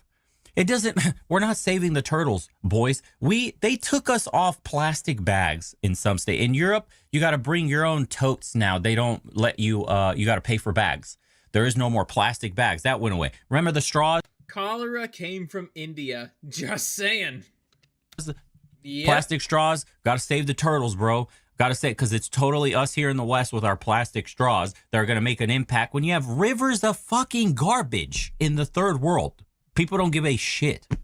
It's like you have a very clean house and then your neighbor just tosses shit everywhere, and then plastic, just like the wind blows bags all over your yard, and they go and they dump all the shit on their yard and it just kind of goes over into yours too. That's what we're living with, dirty people on our planet. Well said, Bo, well said. That's the thing. We have dirty cultures with dirty people that are dirtying up the planet for us. And literally, like, this is what's happening in Canada and Texas right now. people, I wonder who's doing all the street shitting. And there has to be signs that say, do not shit in the street. They give plenty of shits. They just don't end up in the sewers. That's a great comment, Dunsty. Crivo says, and then proceed to dump our trash in mountains in India itself. It's not our fucking plastic that's ending up in the turtle's fucking nose and suffocating it. It's not the Coke 6-pack, Yeah, yet we're told to clean up ourselves, but heaven forbid we tell the dirty folk to clean out their own mess. Well, that's the thing. It's like, they don't want to. They genuinely don't want to. Like, and the thing is, this is something else, too, about kind of importing people from the third world. It's like, even, the best and brightest people from that part of the world, it's like, they could stay. They might actually be able to solve the problems that their own countries are going through, but because we need them here, and also the fact that we don't want to train people. We don't want to train people to learn how to do these jobs. It's like, well, yeah, maybe just maybe they could help fix their country's problems instead of creating problems for my country. That the plastic top that holds it together that's ending up on the fish and it can't swim anymore. The irony is, the best and brightest are usually the ones who come to the West, and they're also the ones who go, keep the rest the fuck out. It's these fucking people in the third world in the shitholes that they live in. They don't care. Their brains. I don't know what it is about the brain of some of these people. Is it racist? I don't know. What the fuck is it? Well, I know it's largely a rhetorical question, Bo, but I'm going to answer it anyways. It is genetic. It is genetic. Behavior is majority genetic. Like a lot of other things. And no, this does not, contradict Christianity at all. Where you're okay throwing garbage in your own country, in your own home. Have you no pride? Have you no sense of your own community? Is that not an extension of your home? Just because your four walls are clean, when you step outside, you literally throw garbage right then and there. Does your brain not comprehend that keeping the environment clean is good for you too? How the fuck are there rivers of trash, dude? I don't know. How do you describe this shit? How does the culture come out of a people where they just dump garbage everywhere and don't give a fuck? And then we got liberals here. They're so detached from reality that they go, oh, we got to exterminate ourselves. We got to end our bloodlines because we're polluting the planet. We're polluting the fucking planet. We're the only thing keeping the planet together. We're the only ones actually investing in green renewable energy. Who the fuck invented solar panels? Who do you think is doing all? It wasn't Adi Shankar. It wasn't Adi Shitsar. It wasn't him or his other people. It was white people. And wouldn't you know, because of white people, the hole in the ozone layer is no longer a thing. All this hydropower shit and dams and anything else that is green energy, the windmills. Who's trying to wean off the world from dirty carbon fuel? Even though we're so captured by big business that depends on them, we're still trying to innovate our way out of a dirty environment. And then you have and even then, it's like, it's not even all that dirty. Like, that's I know Bo is saying this for for rhetoric's sake, right? But the thing is, the reality of the world, like climate change, the world's actually getting colder. Granted, in some spots, actually, like in the state that I'm in, it could be a bit, up and down randomly. But generally speaking, the world is getting colder.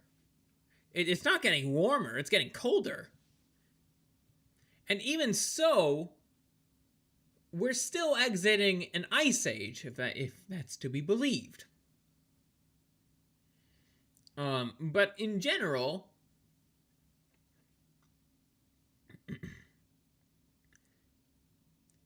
it's like the world in itself, primarily because of a lot of the efforts in trying to not use carbon, it's like, yeah, things have been getting colder. I've noticed this. I've been keeping track of the temperatures ever since like 2023, especially for the winter time, because they always say it's like, oh, it's going to be the hottest winter yet. Yeah, the global cold will have a civilizing effect. Yeah, and the world is self-correcting. Well, yeah, you know, God did make this world after all. The other part of the world that just shits all over that innovation, they don't give a fuck. Yeah, dude. The world without the West. Good luck on that. Good luck on that. Yep. It's preferably for my kids. More Australians are choosing not to have children. Verena says that's a good thing. Yeah, of course. It shows that women are really concerned about female empowerment. Certainly is a main aspect. We're also concerned about the environment. It always breaks my heart if I read about your wildfires and dying polar bears, etc. So this is what you care more about, you dumb feminist broad. You care more about koalas and forests than you do your own fucking people. The heat map meme remains undefeated. There are environmental reasons that alone would be enough also for me, so I can completely get if Australian progressive families say no one child. Wow, I can't believe it. Oh, Stacey, which Chad is gonna fuck you tonight?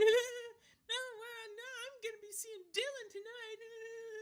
Yeah, wow, we're not gonna have kids all the way until our 40s. Aren't we such strong, empowered feminists? You see, this is how a lot of women actually reason in today's time. They dress like this, and their whole purpose is just getting fucked by Chad. I care more about koala than her and others. That's a good one, Grand Designs. That's a good one. I too care more about koalas than I do about this Jewish whore. When you go high pitch, your mic volume goes down 200%. Yeah, that's kind of by its design. I hate that it happens, but that's just what happens. For instance, is completely enough or also none. Verena rejects critics who claim antinatalism is selfish. I always say it's rather selfish to have kids because... No, it isn't. It's not selfish to have kids. It's our biological purpose. They are like mini-me's. This is almost some kind of narcissistic approach. I want to have a new person to have my beautiful blue eyes. How wouldn't that be nice? So that's completely selfish. Oh, wow. I wonder why you'd mention blue eyes, you fucking old whore. I wonder why you'd mention that. I wonder why. And put those kids in such a world which is already dying, burning, etc. That's pretty selfish, way more selfish than what a doomer. Being considerate and not having kids. How is that? Okay, how is that the considerate option? To not have kids. How is that the considerate option? So creating new life is selfish. Taking care of new life is selfish. That's the ultimate... Exactly, Okairo. It's the ultimate form of altruism. It is the most pure form of altruism, is raising your own kid. I have also a proud slogan, my bloodline ends with me. And I can say that because I don't have any brothers or sisters, so my bloodline does end with me. And I think this is a very responsible choice because I don't put another burden on an already overstrained planet. There were 200... Don't even define how the planet is overstrained. It's not overstrained. Actually, fun fact, the entire population of Earth could all live in Texas. The borders of Texas. If not a little bit more than that, but we'd be fine. Essentially, we'd be fine. However, not really. We would not all be fine. Turns out, we like having our own land. That is part of human nature. We do like having land. 'Tis be a necessity. 92,318 babies born in Australia in 2024, with the total fertility rate hitting a new record low of 1.48 births per week. 1 second, I'm getting like some messages.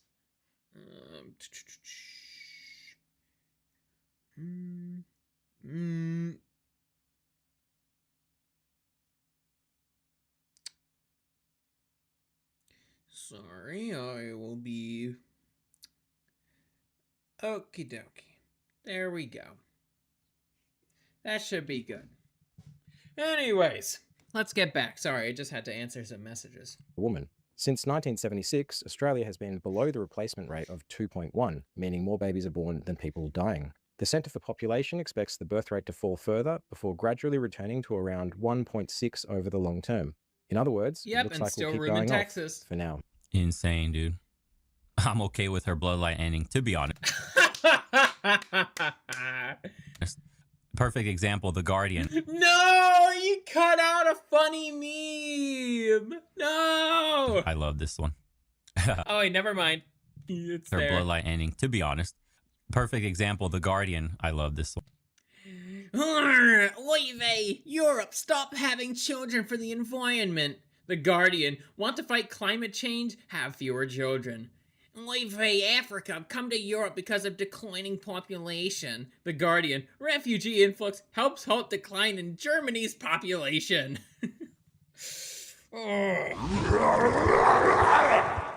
I'm pissed off. I really am pissed off, and they are doing the exact same fucking thing in my country. The exact same fucking thing. Like, quite literally, feminism is endemic to America. It's another reason why I don't call it a country. It's because of how endemic feminism is to America.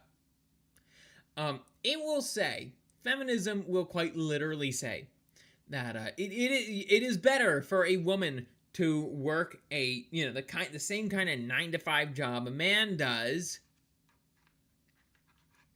Even then, men do more than women at work. That's also a real workplace statistic. No wonder why a lot of jobs AI are replacing are women. Feminism will say, oh wow, it's like it's equal. We're equal. And then it's like, shocker. It's almost like doubling the workforce has its consequences, and one of those consequences is people not having kids above replacement rate.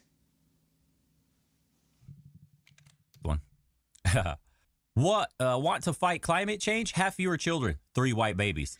The Guardian. Refugee influx helps halt decline in Germany's population. It's the hypocrisy of it all. It's such bullshit. This is hard times create strong men. Strong men create good times. Good times create white liberal women. What? That's a good take on that's a good new modern take on the whole, hard times create strong men create good times create weak men create hard times. These types of women are the actual cause of the hard times, but it's because weak men enable these women. Weak men, all the way back in the 1920s, are the reason why we have feminism codified as the new state religion. And white liberal women create hard times. That's exactly where we're at. Hey, giving them the right to vote was a huge mistake. That shit's funny as fuck. Hey, giving everybody the right to vote was a huge mistake. I'm glad Bo is finally coming around to this. It's like, he used to be like, a woman could vote if, she has lots of kids. But I'm glad he's finally come around to the fact that it's just like, most people are unable, the masses are unfit to be engaging in politics. Politics is a high IQ pursuit, and the majority of people do not have a 115 IQ or higher to engage in them. Just so happens I have 116 IQ. I took an IQ score during one of my classes back in 2024. felt like I probably gained a few points since then, because IQ is a reasoning test. Universal suffrage was a mistake, you guys. Not all of us are competent enough to be voting. Not all of us. That's it shouldn't be a right. It's a privilege. We turned it into a... Crivo says, majority of people also don't have skin in the game. Interesting how that works. Yep. Right. We had this idea that everybody should pitch in and vote. No. You get to live here. You get to be safely harbored by those that are willing to put their bodies on the line, right? Those that will go off to war, those that will fight and defend the country. Those are the people who get the privilege of voting because of what they're willing to sacrifice. Same shit. It doesn't just have to be in the military. It could be a civic duty or something implemented by the government, a civil corps that you can join and volunteer in and go build bridges, go help the elderly, go build schools, go help repair the infrastructure, go do things like put it out on the line. I have repaired schools when I was doing remodeling and construction. I helped renovate huge businesses, Marriott's. I've even helped build Starbucks. People's houses, whatever, it doesn't matter. I did all kinds of work. I helped my community get better. Now, if you're in the same mentality, then you should have the privilege of voting. If you don't care about the community, if you don't have roots planted, if you say don't pay your net contributor into taxes, if yeah, like the H1B Indian people who I let it slip out a little bit, the J word, because apparently you can't say that on Twitch. Basically, in today's society, we consider the Indian from Calcutta living in fucking squalor who just got off the boat and he has his papers that says he's American. Well, we consider that American. I don't. Motherfucker, I don't. You're Indian. Why don't you fucking help out your own nation? you don't create jobs. That's if you are one of the best and brightest, which clearly a lot of people coming over here are not. If you don't volunteer for the military or the civil corps of some sense, you know, some sort, then you shouldn't be voting. It's not even just a women thing. It's funny to say repeal the 19th, but really just repeal universal suffrage. A lot of men shouldn't be voting either. Yeah, and I agree with that. I don't think we should be having voting, period. I'm a monarchist. Voting is something, again, the masses are unfit to be engaging in politics. Let them worry about what they're meant to be worrying about. I said this in my first actual video on the channel.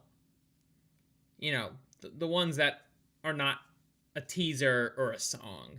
There's a lot of bums, both men and women. And we could look around at the average countryman and go, yeah, bro, why do you get a say? Most of them are either too stupid. Most of them are too selfish. Most of them don't even pay attention. They just vote for a name that sounds good. Or they'll vote for a black woman because she's black. Or they'll vote for the guy because he's whatever. Like, we're not voting for policies long term. We have a deep systemic issue. Like, you can't really govern a country every 4 years that switches leaders. Guys, this system doesn't work. Exactly, Bo. Why, again, this doesn't happen in monarchies. If the king fucks up, well, you know what happens to him? He fucking dies. We tried it. It's failing. It's failing faster than the Roman Empire. I don't even say we because I came here also as an immigrant. I'm saying Americans inherited from their forefathers. Think about this. Even post-World War II, the greatest W for a civilization ever. The empire was ahead of all its competitors. Of all its competition, any adversary the empire could have ever had, it came out way ahead. It had such a civilizational lead, a massive leap in technology and military and everything. And yet somehow, this 4-year system constantly. It's just, politically speaking, it's unsustainable. It's like you're expected to deal with massive changes every 4 years when the massive changes implemented by the current regime have not even fully been implemented yet, and then the next guy comes in and fucks it all up, and so on and so forth. And regarding those changes, I'm just saying changes in general. It's not like, you know, it could be positive or negative. But the next person that comes along will be like, no, we're just going to reverse that. Happened with Biden, happened with Trump, happened with basically every presidency since after Lincoln. Maybe even during Lincoln. Lincoln did a lot to change this country. Some for the better, others for the worse. And even before World War II, started degrading the strength of the empire. You understand that before the central bank and into the 1800s, like America was already a superpower. It didn't take World War I and II to become one. It was already a superpower. Yep. America already became one of the wealthiest, if not the wealthiest countries in the world. European aristocracy and leaders that came to visit New York and San Francisco and all these other places were shocked at the wealth that America managed to achieve when they were still colonies. Do you understand? Before the 50 states, they had a system. The Americans that founded this country had a system that didn't depend on central banking and all this other bullshit. No taxing, no income tax, and yet still created one of the greatest countries on earth, transformed into an empire. Like the Republic, dude, it's eerie how the American Republic is a constitutional republic turned into an empire, just like the Roman Empire. When it went from the Roman Republic to the Roman Empire, it already marked, that was the downfall. Although territorially and power-wise, it was at its peak during empire, you could argue that the degradation of society, the degradation of the spirit that had made the Roman Empire or had made America had already been declining before the empire. If anything, the switch into empire was one of the symptoms that had marked the decline beginning. Yes, you could have territorial expansion. The people cannot rule themselves. They will always be ruled. Erich von Leden. I hope I said that name right. But the decline started because the spirit of the people, the founding spirit of the nation was gone already. That is why when Augustus came to power in Rome, after the Rubicon had been crossed, et tu Brute, Caesar dies. What happened? Caesar was just a symptom of a dying republic already. The first thing Augustus did was pro-natalist policies for the Roman elite. They weren't having kids. That is a deep systemic issue when your own natives don't have kids. What birthed the Roman Republic and then eventually turned into the empire, that founding energy had already disappeared by the time Augustus took power and it became the empire. Do you understand? So by the time America switched into the central banking and all this shit, and it actually became the empire that is. Yeah, central banking is a... I fully agree with you on this, Bo. Central banking is a sign of decline. Most places do not need a central bank, and when they do have a central bank, I wonder who runs the central banks.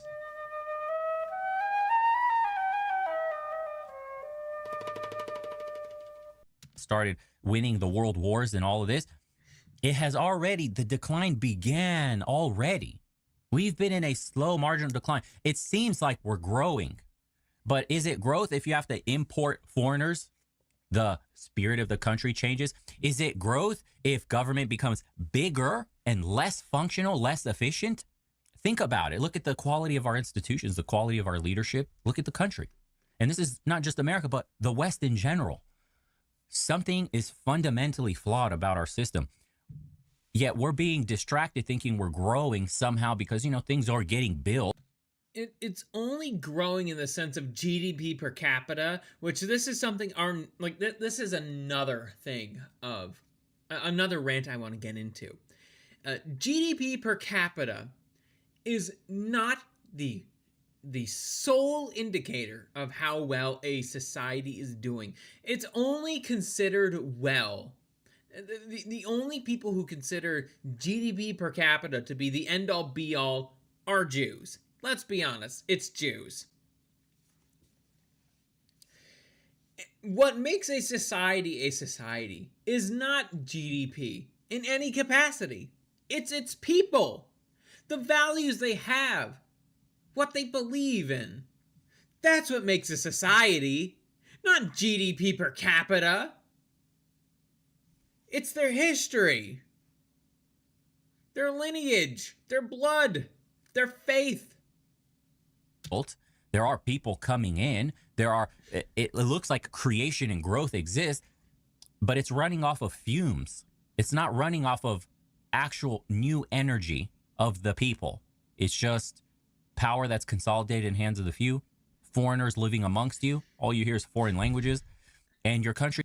Yeah, that is literally my place of work. I just hear foreign accents and foreign languages, but there are people who, but it's like, hey, I like that, you know, most of the time I do hear people speaking English, but I could definitely tell it's like, you know, quite a few of my coworkers, it's like, ooh, yeah, they might need to enunciate on some words because I can't really understand them. I just kind of have to nod along. It's easier to type to them, if anything, but Rexa says, first time Okairo is dominating chat. That's because we're probably talking about something intelligent for once. Country no longer resembles the country it used to be, governed by the people for the people. Does it feel like that? It doesn't. There's a huge schism. Oh, I have quite a bit to drink. In governance. I'm not done yet, I find it so interesting. I've been thinking deeper and deeper about, you know, the state of society. And when you look at things in a historical perspective, it's actually scary how eerily similar the paths are. Well, it remains to be seen, right? The next. Yeah, I get the point. I think we all get the point here. It's all just incredibly cringe and gay. I swear. That's just all what democracy is. It will always be cringe and gay. Fucking nutty, man. Fucking nutty. Alrighty. I'm gonna take a quick little break. I'll be back in a minute. Then we will get to our next video of the night.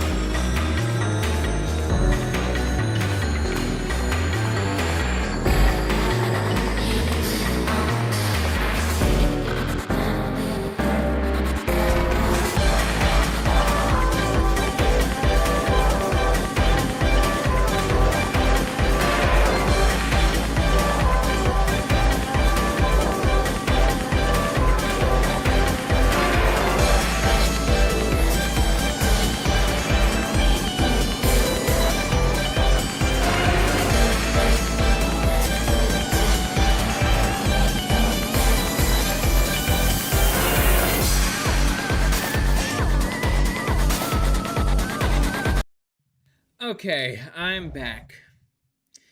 Now, I want to go over this a little, because Akairo, you actually kind of teased into this earlier. This is what happened on July 4th. We'll skip the upcoming part. But To actually, Pepsi. never mind. Yeah, so we have this video from iHypocrite here. I have a bit of a mixed opinion on the guy. I follow him on X. I genuinely like what he posts, but I also know it's like definitely not the best guy around. But man, oh man, I kind of wish he'd actually like just, you know, link the video in here as to what he's reacting to, because I think this is actually, you guys get to see the fruits of multiculturalism right here. Smashed watermelons everywhere. The grounds were littered with smashed watermelons, chicken wings, and empty bottles of Hennessy. And that brings us to our main story of the day, which is teen... Actually, hold on. Let me actually look this up real quick. Excuse me. UTLA 5. Newport Beach. Yeah, we'll actually just watch this ourselves. Why not? Independence Day celebrations took a chaotic and dangerous turn in Newport Beach over the weekend. KTLA's Annie Rose Ramos joins us live with the details. Annie Rose, good morning. Oh, boy. Hey, Frank, good morning to you. Yeah, police arrested just over 400 people when all was said and done. And it wasn't just teenagers, it was adults as well, after thousands of people fled. Yeah, the teen takeovers, as a lot of people have been dubbing them. Yeah, gee whiz, I wonder where this can lead to regarding the effects of multiculturalism. Flooded this area here. Officers responding to reports of fighting, illegal fireworks, even looting here at the grocery store you see behind me, prompting a massive law enforcement response. Shit. Chaos in Newport Beach this 4th of July, all starting wonder who the majority of those people around 7 are. p.m., with reports coming in about large crowds lighting fireworks and fighting. By about an hour later at 8:25 p.m., riot police moved in. An unlawful assembly declared in the area of 26th Street and on the beach. Oh, don't just think this is only a thing in Newport Beach. Don't just think that. This happened all across the country on the 4th of July. This is what our country is now, people. Just another sign. Actually, hold on. Why did I say country? This is another sign that we're living in an economic zone rather than a country. Because an actual country, if something like this were to happen, it would have been shut down in a matter of minutes. Minutes! Not hours. Minutes!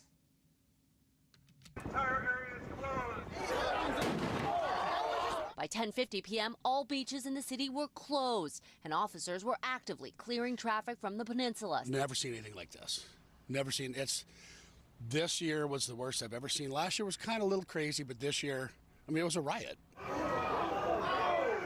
In this video, you can see the crowds, but you might also be able to make out police on horseback there, charging into the crowd. Hey, my fellow horses, thank you for keeping things stable. Crowds on the beach to break up violent revelers. Some 350 personnel from the Newport Beach Police Department, along Look how noble my fellow horses are. with 17 other regional law enforcement agencies, ended up responding to what happened here. And an unknown number of officers suffered non-life. Who was the person being arrested? I wonder. Can they even show that? Let me guess, it's a black person. Threatening injuries while trying to calm the crowd. This nearby pavilion store was also looted Saturday night, with store products ending up on the parking lot floor. Ah, there's... What? Oh, watermelons, huh? Watermelons. Ah, gee whiz. Gee whiz. My guess also. Huh, yeah. Of course, just look at this. Would this happen in Rhodesia or South Africa before the political unrest? Would this happen? It's like, let me look this up. Day of the South Africa Day of.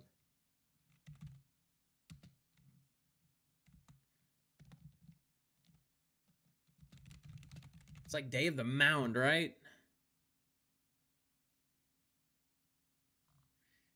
No.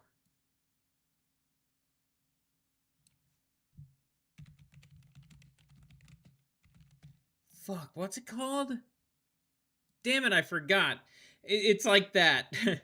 But yeah, this wouldn't fly in Japan, but I wouldn't be surprised if something like this happens in modern day Japan. They are starting to get weaker as a nation. They are, in a way, they are an economic zone that has not quite become an economic zone.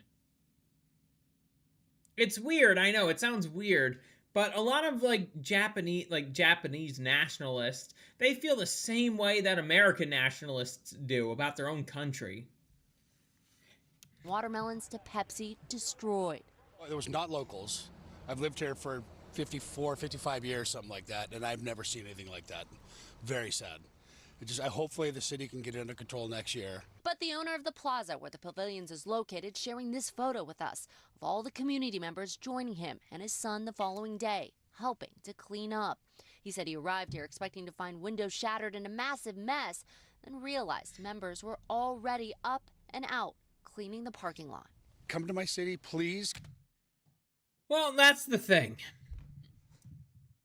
Let's look at that crowd again. Okay, I see an Asian, I see a black man. But the majority of people here are white people. Almost like altruism is in their DNA. But hey, for the people who aren't white who joined in this, good on you. I would actually love to have a beer with you. And also just learn about your life. I think it would be a productive conversation. We'd probably agree on a lot more than we would disagree. We're already up and out cleaning the parking lot. Come to my city, please. Come enjoy yourself, have fun. It's the 4th of July, greatest country in the world, right? It's a beautiful beach. So beautiful beach. Water's warm. There's a little bit of surf. Why wouldn't you come here? And please do come, but please don't do what you did. All right, police remain deployed throughout this area. What was he gonna say again? It's almost like you cut it off. Yeah, there's a reason why I don't really watch mainstream stuff. Now let's get into something more interesting. We have the latest video from Flight from Syracuse. Let me just set the playback speed. This is a re-upload, by the way. I've seen this a lot of times. First time I'm watching this on stream, though.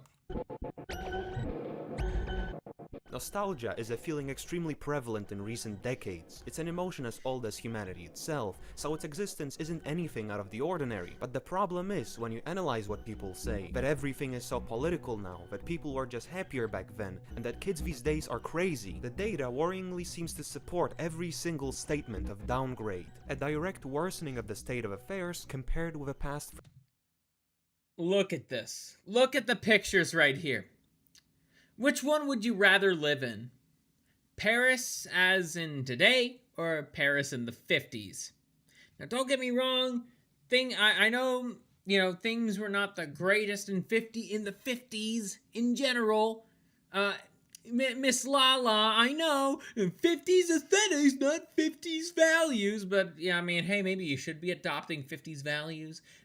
I know they're not as left-wing as your own beliefs, but it doesn't hurt. Doesn't hurt to maybe think, to look into what they actually believed and why, and having an open mind. Wow. Frame of reference, something that leads many to claim that the West has fallen, a sentiment stemming from a dissatisfaction with where the West has fallen. Western civilization. Yeah, the 50s weren't so pure, too. Yes, I'm very much aware of this, and I've been saying this for the longest fucking time. At the same time, we were somewhat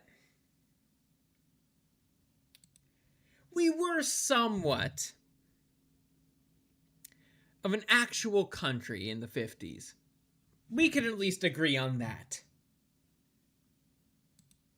The modern world is headed. The feeling of having the rug of prosperity pulled out from right under your feet, being robbed of your identity and having to endure what is described as normal, yet doesn't feel like it should. But by far the worst experience is being tortured with the snapshots of how great the West used to be, with design offering us a good example. In the 20th century, a style known as The first T-word woman was Christine, or probably Christian, Jorgensen.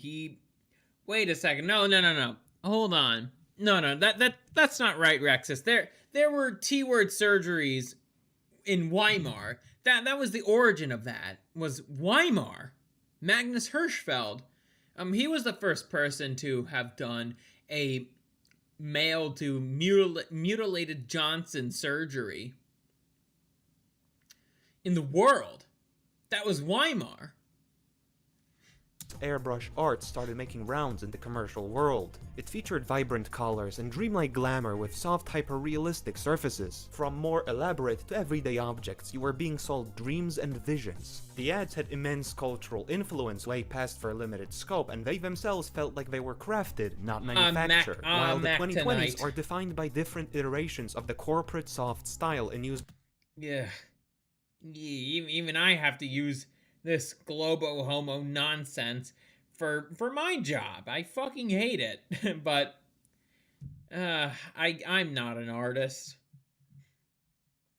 By every public or private bureaucratic monolith. The design combines blobby cost-cutting minimalism with ESG score increasing racial composition, so it's not hard to notice the immediate downgrade.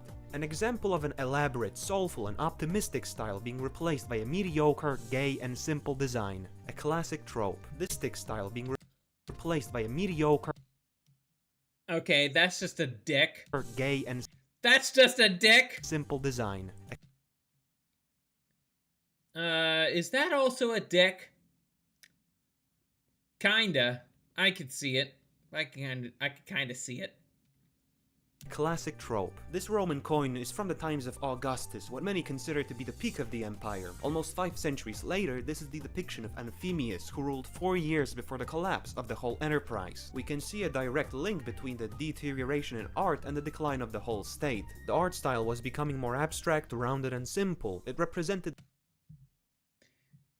The funny thing is, too, right? A lot of the, like, so some of this stuff, right? Like, the iconography style, like, especially in the 8th century, like, albeit this style has actually came before the 8th century, but, like, again, I think these are people who are just trying to get by, and that absolutely does say something about the people who are living in that era. I have a feeling a lot of our artwork will be seen, like how I see this artwork. I'm gonna assume it's of the Theotokos. It might not be of her.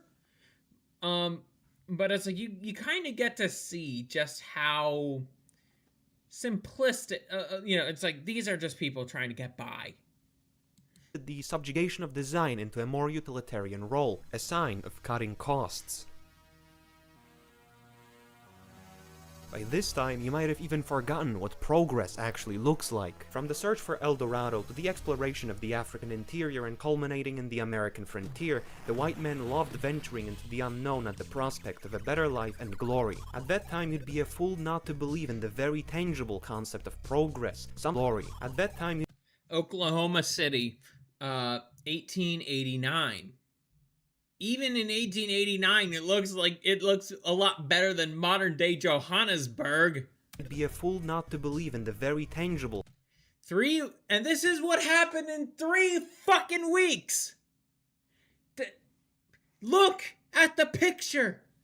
3-week growth, Oklahoma City.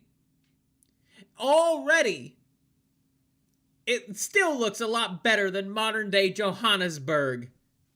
It looks a lot better than any modern day American city for sure. It still looks pretty cohesive, all things considered. Concept of progress. Then Oklahoma City. Look at this! Look at this! This is actual progress! This is development! I wonder why that's the fucking case! Something that nowadays seems harder to perceive as old. And what nobody realizes is that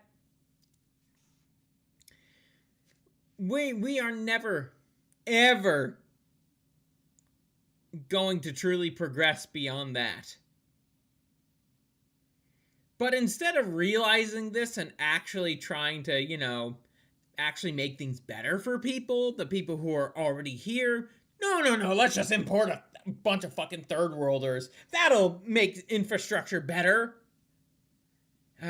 Good, I got some news for you, dipshits. No, it hasn't. The frontiers have been explored and milked dry. The main driving force of the West shifted from tangible products to shares, options, indices, MBSs, derivatives, prediction markets, and prediction markets on prediction markets. All increasingly inceptive layers to make money off of things that already exist without actually having to produce too much new stuff. Slowly, the financial system has outgrown the actual industries that create material products, as it became more profitable to speculate than to make real things.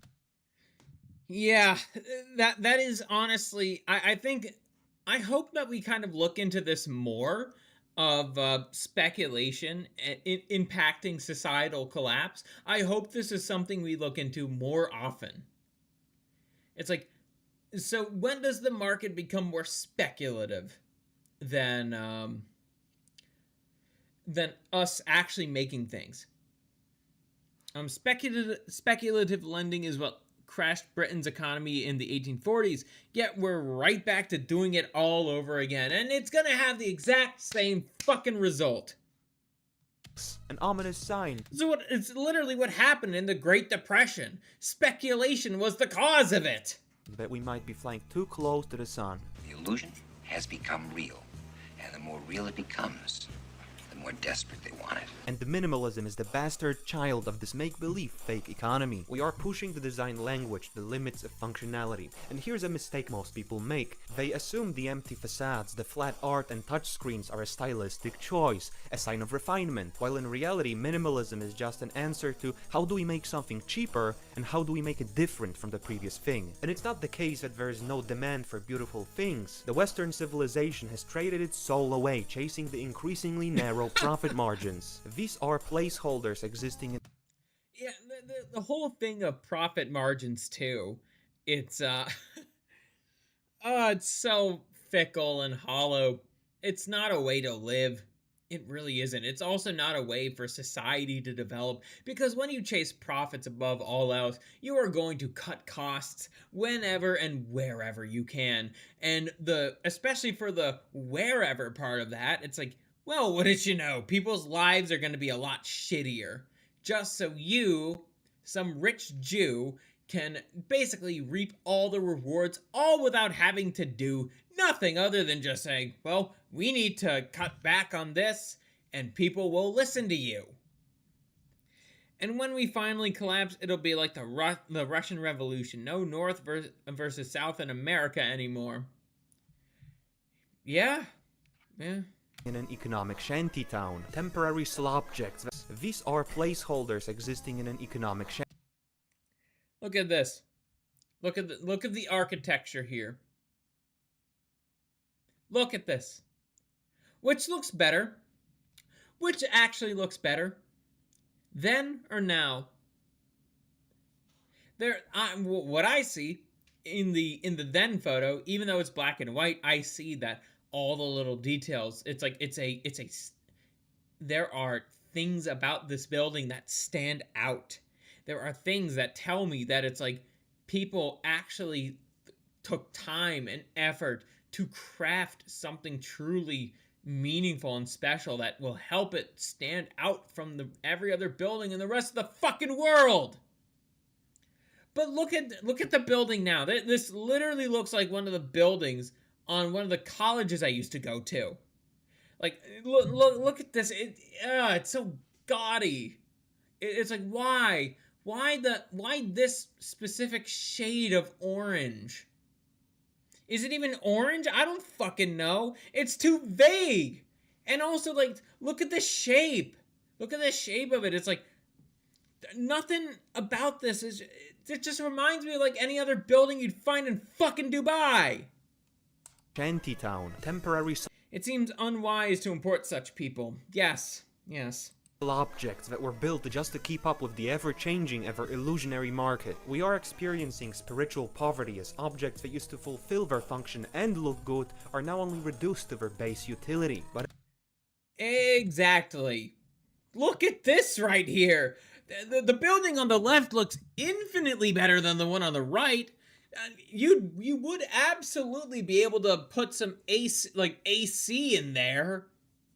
You'd have to do a little bit of change, but it's like you could still make it. It still does its function. You'd absolutely be able to put AC in there and a lot of other amenities as well. You'd actually have incentives to refurbish the fucking place instead of tearing it down and making some globo homo nonsense.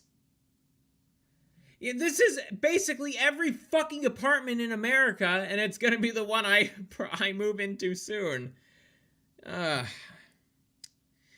least it has AC, guys! Would you react to a video later about the aristocratic class of Britain? That sounds like something I could react to for its own stream. This is a different subject, grand design. I would absolutely have some critiques of the aristocratic class of England, especially during the Victorian era. If you do, I want to join. Sure, I'd be happy to feature you, Cairo.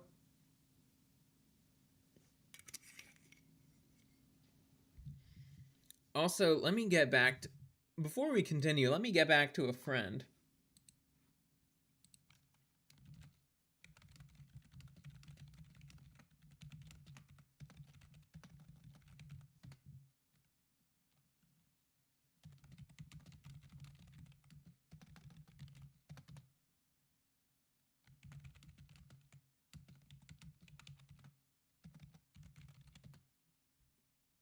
There we go.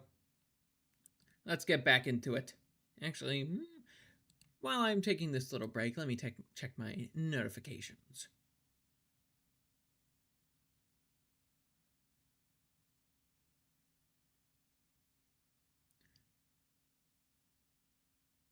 Anyways, let's get back into things. Let's try to get on X. Let's try to get more viewers than than Josie62, huh? Yeah, the V Fleet gals are wonderful. They've been nothing but kind to me. Go check them out if you have time. Objects that used to fulfill their function and look good are now only reduced to their base utility. But in the modern world, even bare bones functionality is sometimes too much to ask for. Tech company in the modern Okay, do you guys know who the CEO of Microsoft is? Do you guys know? I'll give you a hint, it's not a white guy. World, even bare bones functionality is sometimes too much to ask for. Tech companies are replacing competent native work.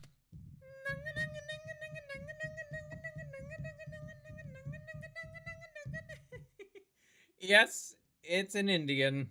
With elite human capital from Bangalore, India to save on costs. The side effects are self-evident. Obnoxious monetization. Shocker. Even though I use Windows 11, my computer is pretty fast. The reason why it's fast, it's not because of the operating system. It's because all the other parts I have souped up into this bitch. Well, that I got at the store. I know my twin brother has a similar build. Though I'm not sure if his is quite as fast as mine because I got mine almost a year ago while he got his recently. And bloatware litter the landscape, part of what I call PowerPoint improvements. To over 6 million polygons. There's not... Do you guys think there is... I don't think there is that much of a difference. And again, this is for like fucking Cyberpunk 2077. Arguably one of the most pretentious games. Ah! No, I see what this is, dude. 271k polygons, over 6 million polygons. Woo! Woo! Oh boy. tailored towards satisfying the shareholders only. Manufacturers of real commodities are shrinking and enshittifying their products as an offering to the god of endless growth. We have What was that? Commodities are shrinking and enshittifying their products as an offering to... This is what Toblerones used to look like. This is what they look like now. There isn't much. The human eye can't tell the difference after a limit. Yep, exactly, Okairo. We have to ask ourselves the question whether stripping the design of its beauty, devaluing product quality, and employing cheaper workers really is growth or just civilizational cannibalism, something our elites might have a predisposition for anyways, alongside worshipping demonic deities, one of them being the gross domestic product.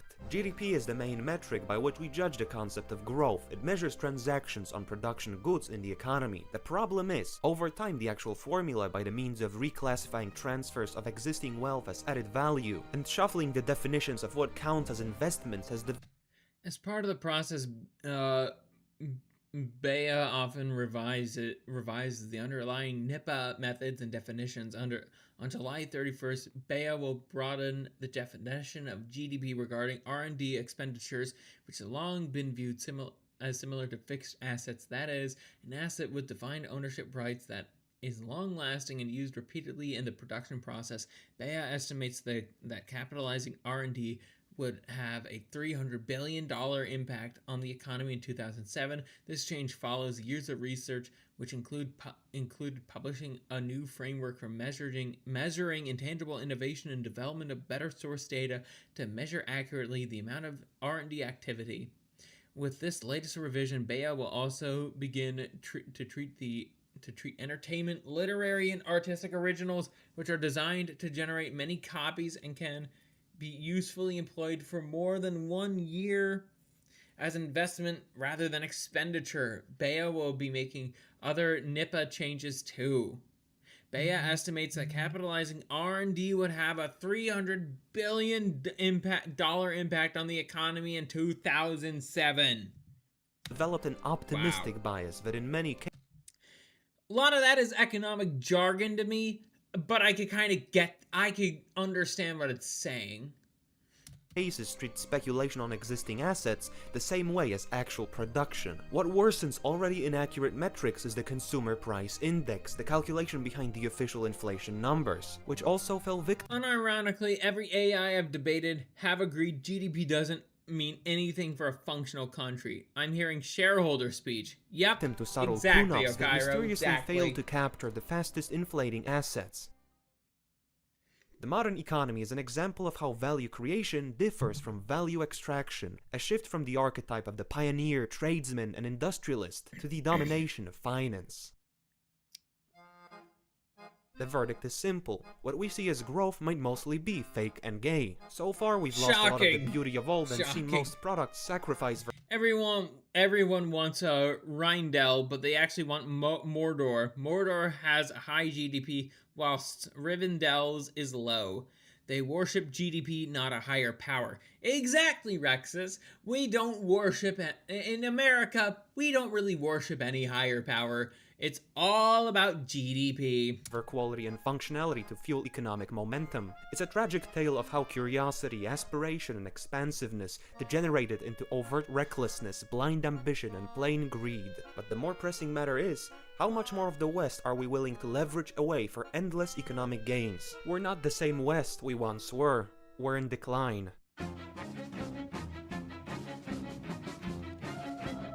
Out of the way, Goyam.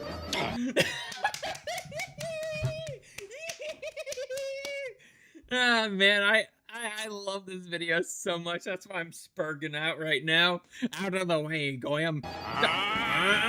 You're changing tax policies to suit the middle class. Mr. Shapiro, this economic strain is hampering the white birth rate. That's exactly the point. We want Goyam working as much as possible. Souls don't matter. GDP per capita does. When will you learn? Suit the middle class. Listen, Mr. Shapiro, all this economic strain is lowering the white birth rate. That's exactly the point. We want Goyam working as much as possible. Souls don't matter. GDP per capita. When will you learn? Sit down, Goyam. The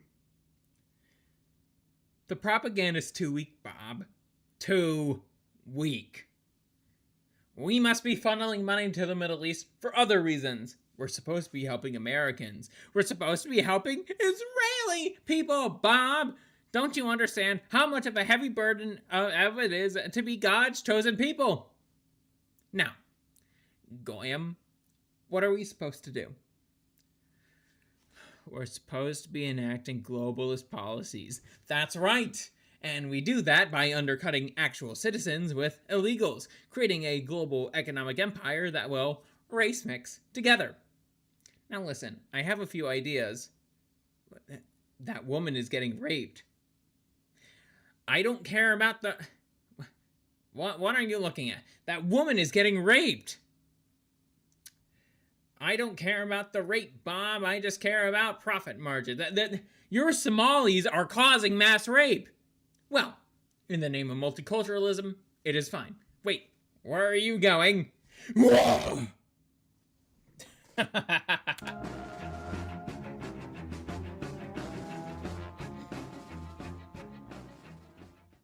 But before we continue, what does decline even mean? It is a state in which a civilization starts encountering more problems than it has solutions to, leading to a cascading effect that, regardless of the most earnest and effective action taken to prevent it, seemingly never resolves the inner tensions. We look at past societies as petrified organisms befallen by some great calamity. Prolonged droughts, volcanic explosions, earthquakes, plagues, and the overexploitation of land typically spring to mind. Issues that haven't become any less irrelevant today, but what defines decline is primarily human activity. So what about Western civilization? Obviously it's constituted by white people, but which ones? And for how long? Maybe it's Western Christianity, or the numbers of shekels per goy. What I know is that... The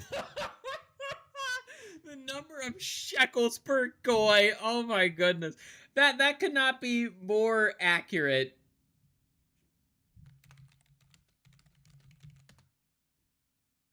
Oh my goodness.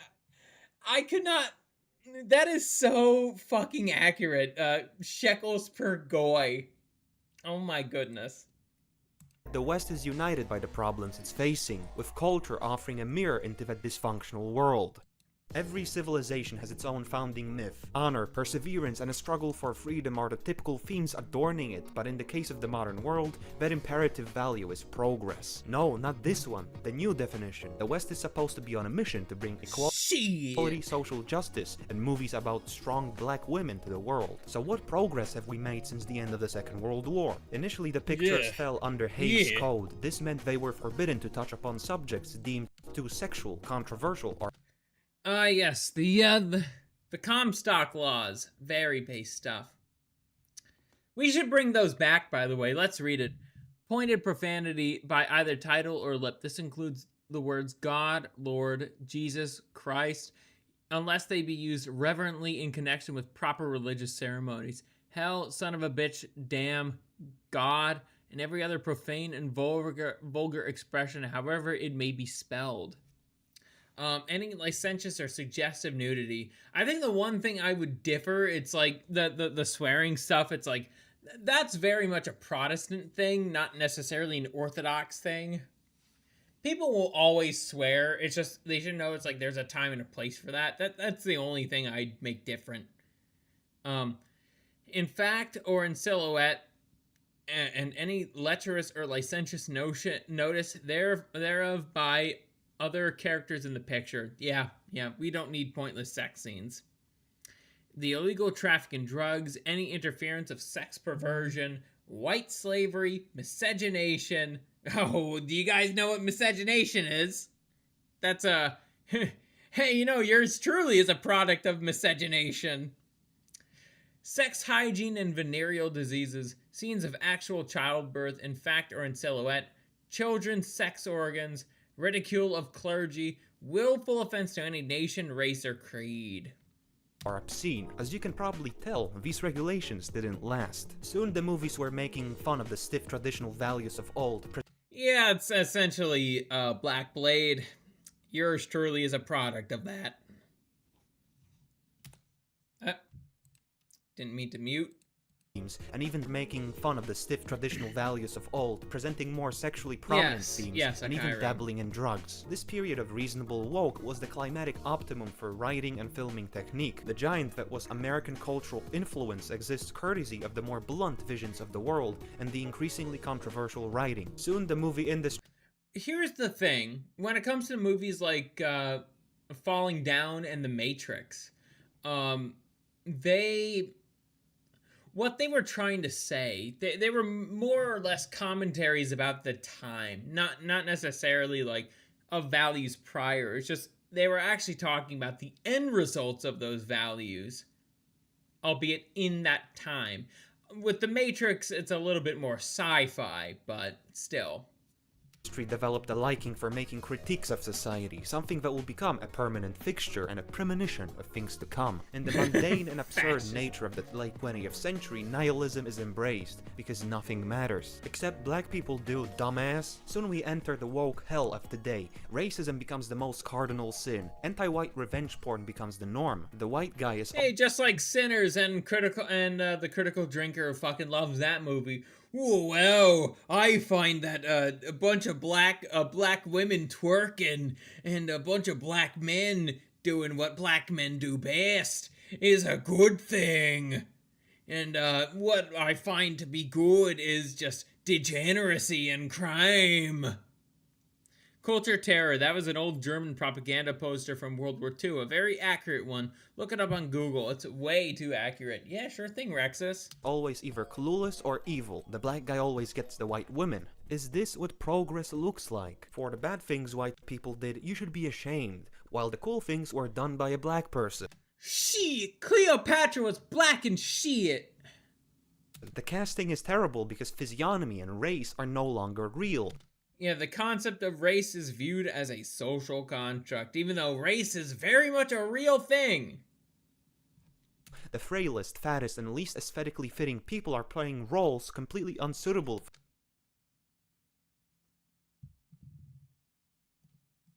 What the hell is this? The horror! For their looks. The modern white person is raised in the spirit of the Holocaust, the slave trade, and colonialism. The Woman King. Bro, I remember seeing a fucking trailer for The Woman King when I was trying to watch Dragon Ball Super Superhero in theaters. I was just like, what the fuck is this cringe gay shit? To see the victims as more worthy of praise just because they lost. Exactly, a complete Rexus, inversion exactly. of values required for survival. In the animal kingdom, when you remove the threat of predators and material scarcity, the organisms will often start undergoing a process of dysgenic selection. A lack of direct selective pressures leads them to develop traits that would make them incapable of survival in normal circumstances. One such trait is the vanishing of wariness for predators, something that seems to perfectly define the political advocacy of the modern leftist, a maladapted product of unseen before prosperity leading to naivety and complacency to danger. You're a refugee, sir. You're a refugee. And there are a lot of mugshots like this guy right here. And people want that in the country. I don't even think a lot of black people would want this guy in the country. When you look at many of them, you'll realize maybe they're subconsciously trying to eliminate themselves from the gene pool anyways. Many studies seem to agree that leftists are on average less attractive than their right-wing counterparts, this being exponentiated by prevalent leftists are Let's go back. Left wing. Look, I could even see the subtle differences in the face. I'm autistic as fuck. Just gonna let you know that right now. I could even see the subtle differences in the smile, the nose, the dimples, the eyes. It's very noticeable. Less attractive than the right-wing counterparts, this being exponentiated by prevalent mental illness. It doesn't make any side right or wrong on its own or deny the existence of interesting-looking right-wingers, but it explains the leftist hatred towards beauty. A good case study is Zora Mamdani's wife. Her art, apart from being staunchly anti- Sooner, look how ugly this is. Holy shit. It's just getting me angry looking at it. It is true, and yes, very obvious. Look at this shit right here. Look at this art. And look at the message it's trying to portray. And look at the woman right here who is, who's making this message. Western also reduces humans to look only as good as she does, not one level above her own looks. It reflects a feeling of inferiority often seen with non-white women comparing themselves with whites. Broke it down! The horror! The leftist sense of beauty is built off of a hatred for everything that might signal white people being healthy, Nah, we ain't doing this. beautiful and powerful. Their moral compass is forever that of a middle school teacher trying to shelter the less proficient kids from the excellence of the outperformer. They want to make sure no anomaly like the Western civilization ever happens again. For them, the only aesthetic option Nah, we ain't doing this. Black women. Nah, we ain't doing this. Their vision of historical victims. The one on the right is better because it just is, okay, Chuddy? That's literally how Redditors and leftists on Twitter reason. Victimhood being morally better, as their perception of aesthetics is a similar case of mass delusion, like when everyone agreed these things have any value at all. It's hard not to notice that our culture is suicidal. We like to make fun of how stupid animals are for being deceived into their own doom or evolving into malformed freaks, but at the end of the day, we're no better than them as a species. So at the end, we are at the intersection of resentful ugly leftism and cutthroat degenerate capitalism. We truly got the worst of the both worlds, what many call the Weimar conditions.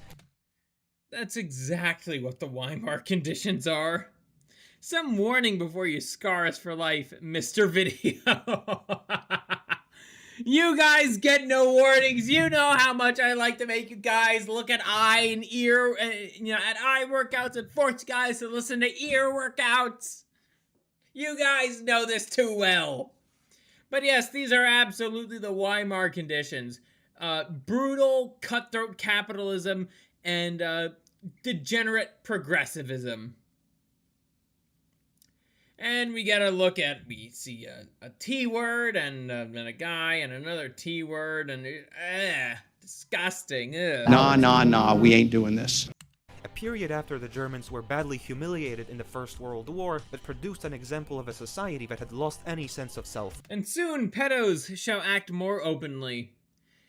Spot the transsexual. Impossible. I wonder. Yeah, I agree. This is a man. This is a man. This is a man. That's also a man. They're all men. Worth and dignity, but still crave the money. The mental archetype of a prostitute. Yeah. Of whom 1920s Berlin was full, no matter the time. And the Austrian painter, when he went into power, do you know what happened to the child brothels? Yeah, they all disappeared. They were gone. Children shall not prostitute themselves. Period. A declining society at the end of the day will always be divided into those who are fine with being demeaned and humiliated and those to whom this is nothing short of rape. Unfortunately, and this is not an endorsement but the law of history, every action has its equal and opposite reaction.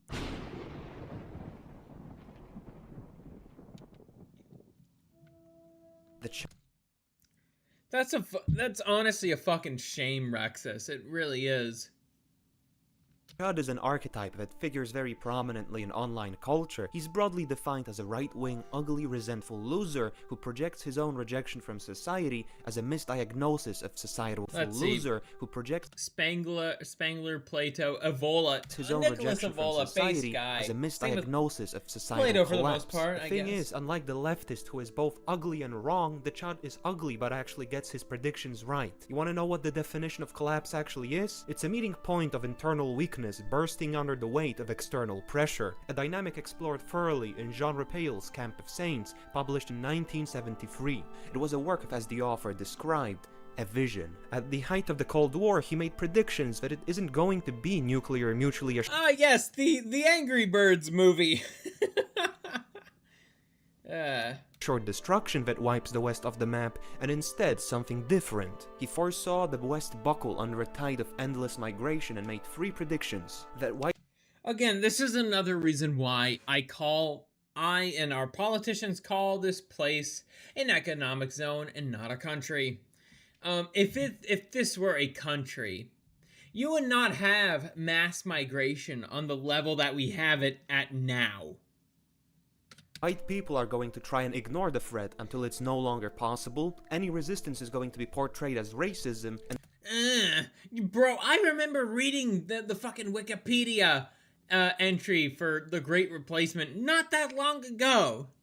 It's just a far-right conspiracy theory, even though there is actual evidence that this is actually fucking happening. And the West is slowly going to decay into a third world. A country doesn't seek outside legitimacy, an economic zone does. Exactly, O'Cairo. A country tries to seek legitimacy via its own effort. Not by the importation of outsiders. World shithole. After the book was released, Jean Raphael was ridiculed for his warnings and portrayed as a madman. Yet 50 years later, reality would prove him correct, because at the end of the day, the chud is always right. In 15 or 20 years' time, the black man will have the whip hand over the white man. Fucking hell, look at this right here. How did we get to some... okay, calm down, Kreemsicle. Don't say the words you'd say on Deadlock on a stream. How did we get to here? How? And yes, this is a rhetorical question. I already know how we got to here. But I'm just bitching at this point. This should not be acceptable. Some kid pulling a gun on a teacher should not be acceptable. Under any circumstance, this should not be happening. Sorry, Rexus, gotta delete that.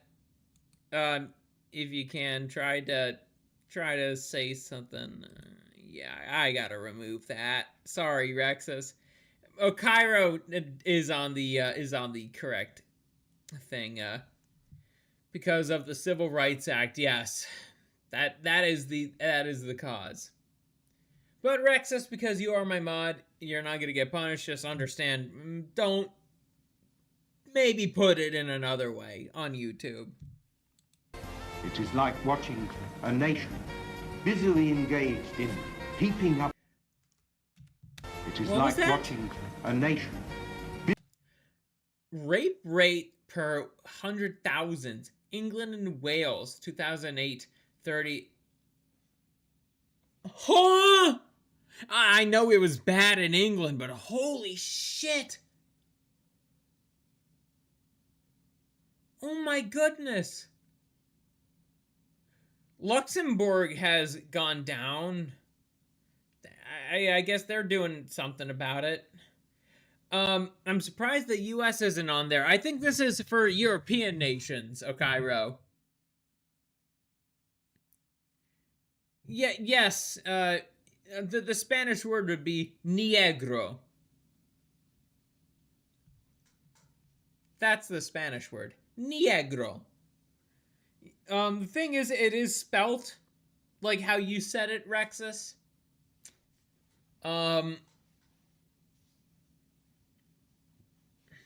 Yes, but YouTube operates with a US mindset. Yes, exactly.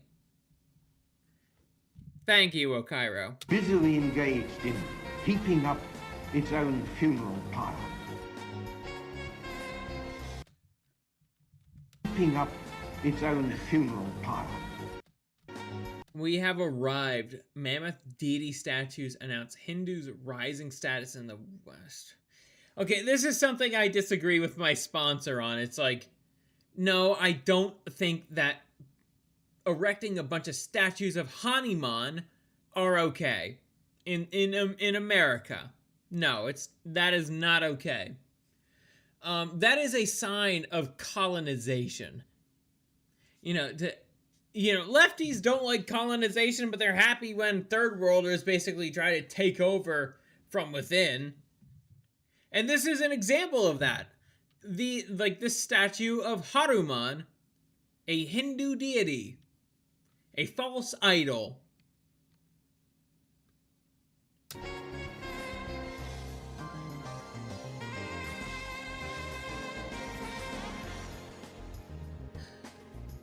The barbarians have breached the city walls. Or a demon. Yes, also true. I would say Haruman is a demon. So far, we've seen economic Atlas was shortcomings right. and cultural decay, which lead us to societal decline. What was that image of cultural economic decay? Shortcomings and cultural decay. Yeah, this is... No. I would not want this to happen. If you guys have noticed, it is this combination. Black man, white woman. It is only this! Again, in the Christian perspective, race mixing is not a sin. It's not. But there are real consequences to miscegenation. I am living proof of that.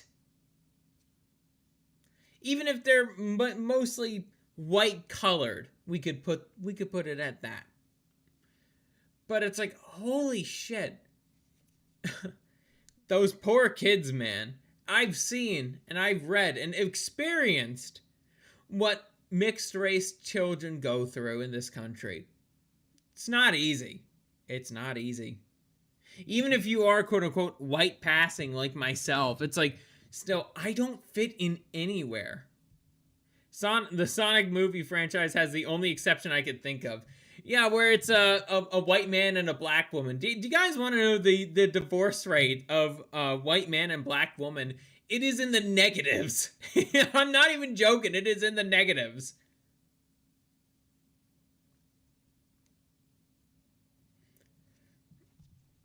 Then again, it's probably because a little bit of race play is allowed in the bedroom, if I'm being honest. But most of the time in the media, it is black man, white woman. And do you know what happens in black man, white woman relationships? Not the greatest of things. Decay, which lead us to societal decline. What makes an organism function are the many individual cells working together in perfect synergy. And as okay, run that by me again. What T-Man say or do? Basically T-Man, like a while back, like when that statue of Haruman was constructed, he said that it's like, you know, if you're gonna allow like Christian structures to be erected, then you gotta allow this to be erected too. And I'm just like, initially I was like, I could kind of see that, but now I'm just like, I heavily disagree with that take, and I'm sure he probably does too, knowing the results of importing a bunch of Hindus here. Didn't, because no, I'm not tolerating Hanuman statues. Reflected in the microcosmos, the gravest threats come from the outside. How did we get here? After the Second World War, the narrative around race predictably changed. From now on, every human is equal and has all the mental and cultural capacities to be elevated into a... This alone should just disprove just all the multiculturalist nonsense. Civilized society. This rule was put to the test when Western governments opened the tap. Most people were against migration, while both sides of the spectrum ended up supporting it. The will of the people was circumvented and the liberal democracy was made a joke. So what do immigrants do? They are given an easy path to vote in elections, completely swaying the outcomes and being easily bribed. The voting... How are ethnic minority Britons intending to vote? Oh, fucking course they... Labor. Of course they vote for Labor. Wow. No wonder why Restore is getting such a platform. The power of the natives has been diluted. Similarly, the wages have stagnated as more people competed for the same positions at every pay grade. Universities started becoming foreign-dominated, while house and car prices rose due to increased demand. So what will be the consequences for the West? A process of elite overproduction is taking place. Young men who are promised a reward for following the path of education are increasingly barred from entering the system. They feel betrayed, akin to how the Chinese intellectual elite felt in the 19th century, being told that there are no more positions open for the scholar officials after studying for years to get the career. Having no other options, they created their own state in one of the bloodiest uprisings in Chinese history. Betrayal is the worst feeling, something the UK government really likes doing. They make the native white people feel discriminated against, uprooted. Really likes doing. They make... Posted a racist comment on Facebook. 15 weeks in jail. Sold anti-immigration stickers, 24 months in prison. That's 2 years in prison. Repeatedly raped 12-year-old girl. 180 community hours, no prison time. Well, what did you know? We believe in forgiveness and all that. You believe in the wrong kind of forgiveness. I can't say it because I'm on Twitch. It's getting harder and harder to kind of hold back my power level. If I were to actually say my power level, I would be banned off of Twitch and probably YouTube. Can't afford that to happen. Make the native white people feel discriminated against. Oh, 1 second. I gotta turn on my fan.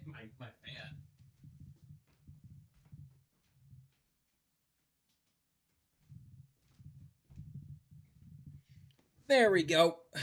Uprooted, over-policed, constantly demonized, and unevenly treated. The carefully crafted powder keg that is the modern UK is a failed state in the making, because in an emergency neither the rootless foreigners nor the betrayed natives will defend it. One group has no loyalty to the land, while the other might seek to reclaim it. You mean a civil war? In England? You know not the ways of this nation, Mr. Ayrton. Such things do not happen here. Up to this point, I've explained the economic soft effects of mass migration. It expands the consumer base, drives up demand for many commodities and assets, and grows the economy. At least allegedly. People from the third world are used to...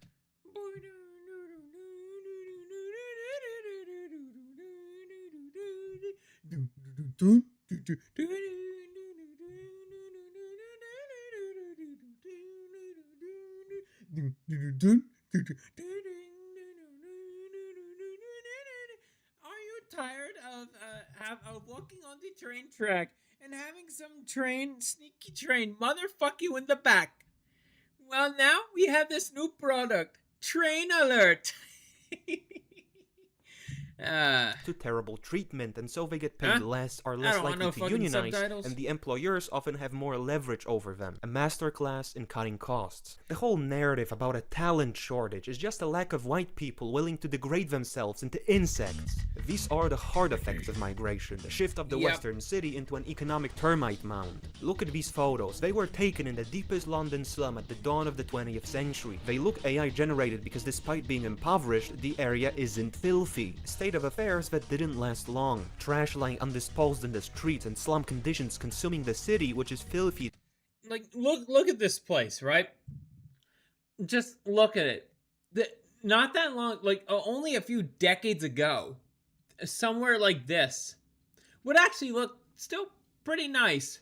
Maybe not ideal, but nice. But now you have this bitch in a hijab, and her husband is like, oh, well, just let's start a fire. Let's start a fire. For the disgusting third world customs of its new inhabitants. Illegal vendors, people skipping queues, fighting age males staring you down for no reason. It gives off the vibes of an Yeah, those are the people who are being imported here, both in Western Europe, even some parts of Eastern Europe, but also in America. Fighting age men. It's not families who are coming here. Same thing with the Latinos who are jumping the border. That majority of them are fucking gang members. They're not refugees from war. And even then, there's ways you could apply for refugee status in this country. Inferior civilization living in the rotting... Exactio, Cairo. They're invaders, and they succeed in invading. Just because it's like, oh, they're not like the majority, but they're still an invading force. And do you know what an invading force can do? A lot. History even shows this. Corpse of a long-gone superior one. It happened in former colonies when white people left, and it will happen when the former colonial subjects make their way to the west. The correlation between everything getting ugly and... You know, here's the thing about apartheid. You know, in apartheid, the blacks had land. Even though they couldn't really partake in you know, white culture, quote unquote, they had their own lands. They got their own lands back. And those are lands that white people could not intrude. And do you know what happened? The white people honored such a thing. That's what happened. Now, that just doesn't happen because a lot of these people lack the ethics to do such a thing, to respect territory. Their arrival is simply too hard to ignore. The process of UKification is starting to corrupt an increasing number of countries, even those that so far stood valiantly against the tide of migration. In Canada, immigrants are slum-maxing with multiple families renting a single house. The sights you see give off the vibes of barbarians walking amongst the ruins of Rome. The landscape reflects how immigrants do not uplift the environment, but drag it down to the level of where they came from. They're marauders, grapists, and depraved insects. I'm feeling bloodthirsty, and I wish I would say far worse. Regulations that stifle innovation and make life harder for the common man, all in the name of saving the environment. All the while we import people unacquainted with the concept of respecting it in the first place. There is an uncanny aesthetic of... And I have to be honest here. There are people, even though they're not, you know, white or whatever, they do actually like this country and want and actually believe that it should grow in the way that, you know, a lot of us ethno-nationalists say that it should. And I would agree with them. They can stay. They could stay. Of people who are straight from the 13th century. This guy should fuck right off. Walking awkwardly amongst advanced Western infrastructure, not quite knowing how to... Yeah, no. My policy is you convert to Orthodox Christianity, you repent of your Muslim bullshit, or you get the fuck out. And if you don't get the fuck out, well, boy. I have some ideas. I think Kizza could help me out with that. How to use it, looking extremely out of place. The anti-terrorist barriers might be a staple of the Christmas season, but hey, at least the street food makes the diversity worth it. Ethnic conflicts are being... Yeah, the fucking Piers Morgan excuse. Like, oh wow, I get fresh tikka, I get fresh curry. Wow! Transplanted from the third world onto Western soil, conflicting groups with thousands of years of cultural resentment are forced to live within a... Wait, Okaira, I thought you were a Confucian. Single powder keg waiting to explode. It seems like every cool thing white people build, unless you surround it with a 20-foot wall, is going to get swamped with the modern equivalent of the Bronze Age sea peoples destroying everything you hold dear. Such is the case with the internet. You see, most AI slop... Yeah, the highest earning AI slop YouTube channel in the world based in... Okay, time to do the song again.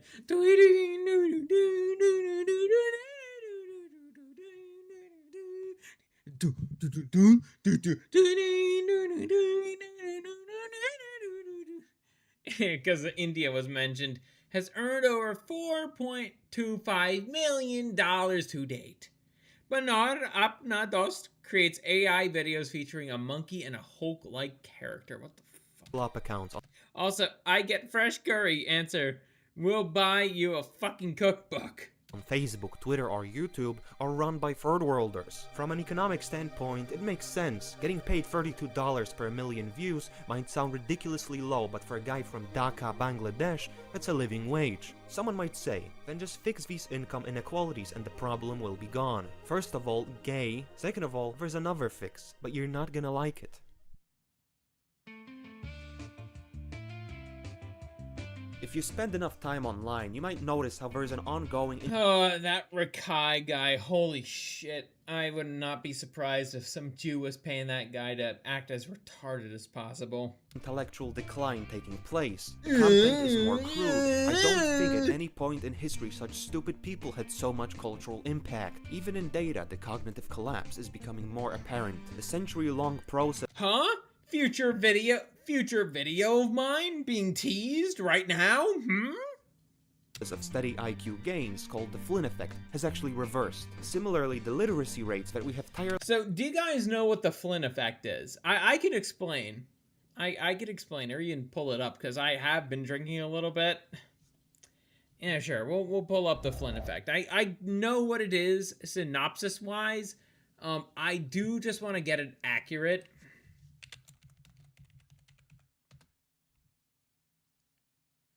The Flynn effect is the substantial and long-sustained increase in both fluid and crystallized intelligence scores that were measured in many parts of the world over the 20th century, named after researcher James Flynn.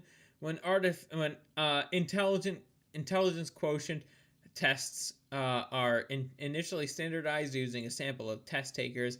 By convention, the average of the test results is set to 100, and their standard deviation is set to 15 or 16 IQ points. When IQ tests are revised, they are again standardized using a new sample of test takers, usually born more recently than the first. The average result is set to 100. When the new test subjects take the older tests, in almost every case, their average scores are significantly above 100. That's the Wikipedia explanation of the Flynn effect, but essentially the idea of the Flynn effect is that over time, as people have more access to education, IQ scores go up. That's essentially my take on the whole thing. I think it's a bunch of bullshit, because as we can see in third world shitholes like India and parts of Africa, yeah, it kind of disproves the Flynn effect, and as a matter of fact, it is reversing.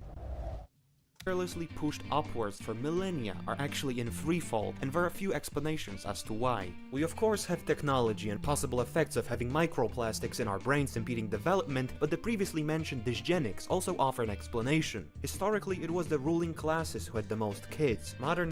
Yeah, the thing is too, this is something a lot of people don't want to realize. I believe, eugenics is not exactly a good thing, but dysgenics is also not a good thing.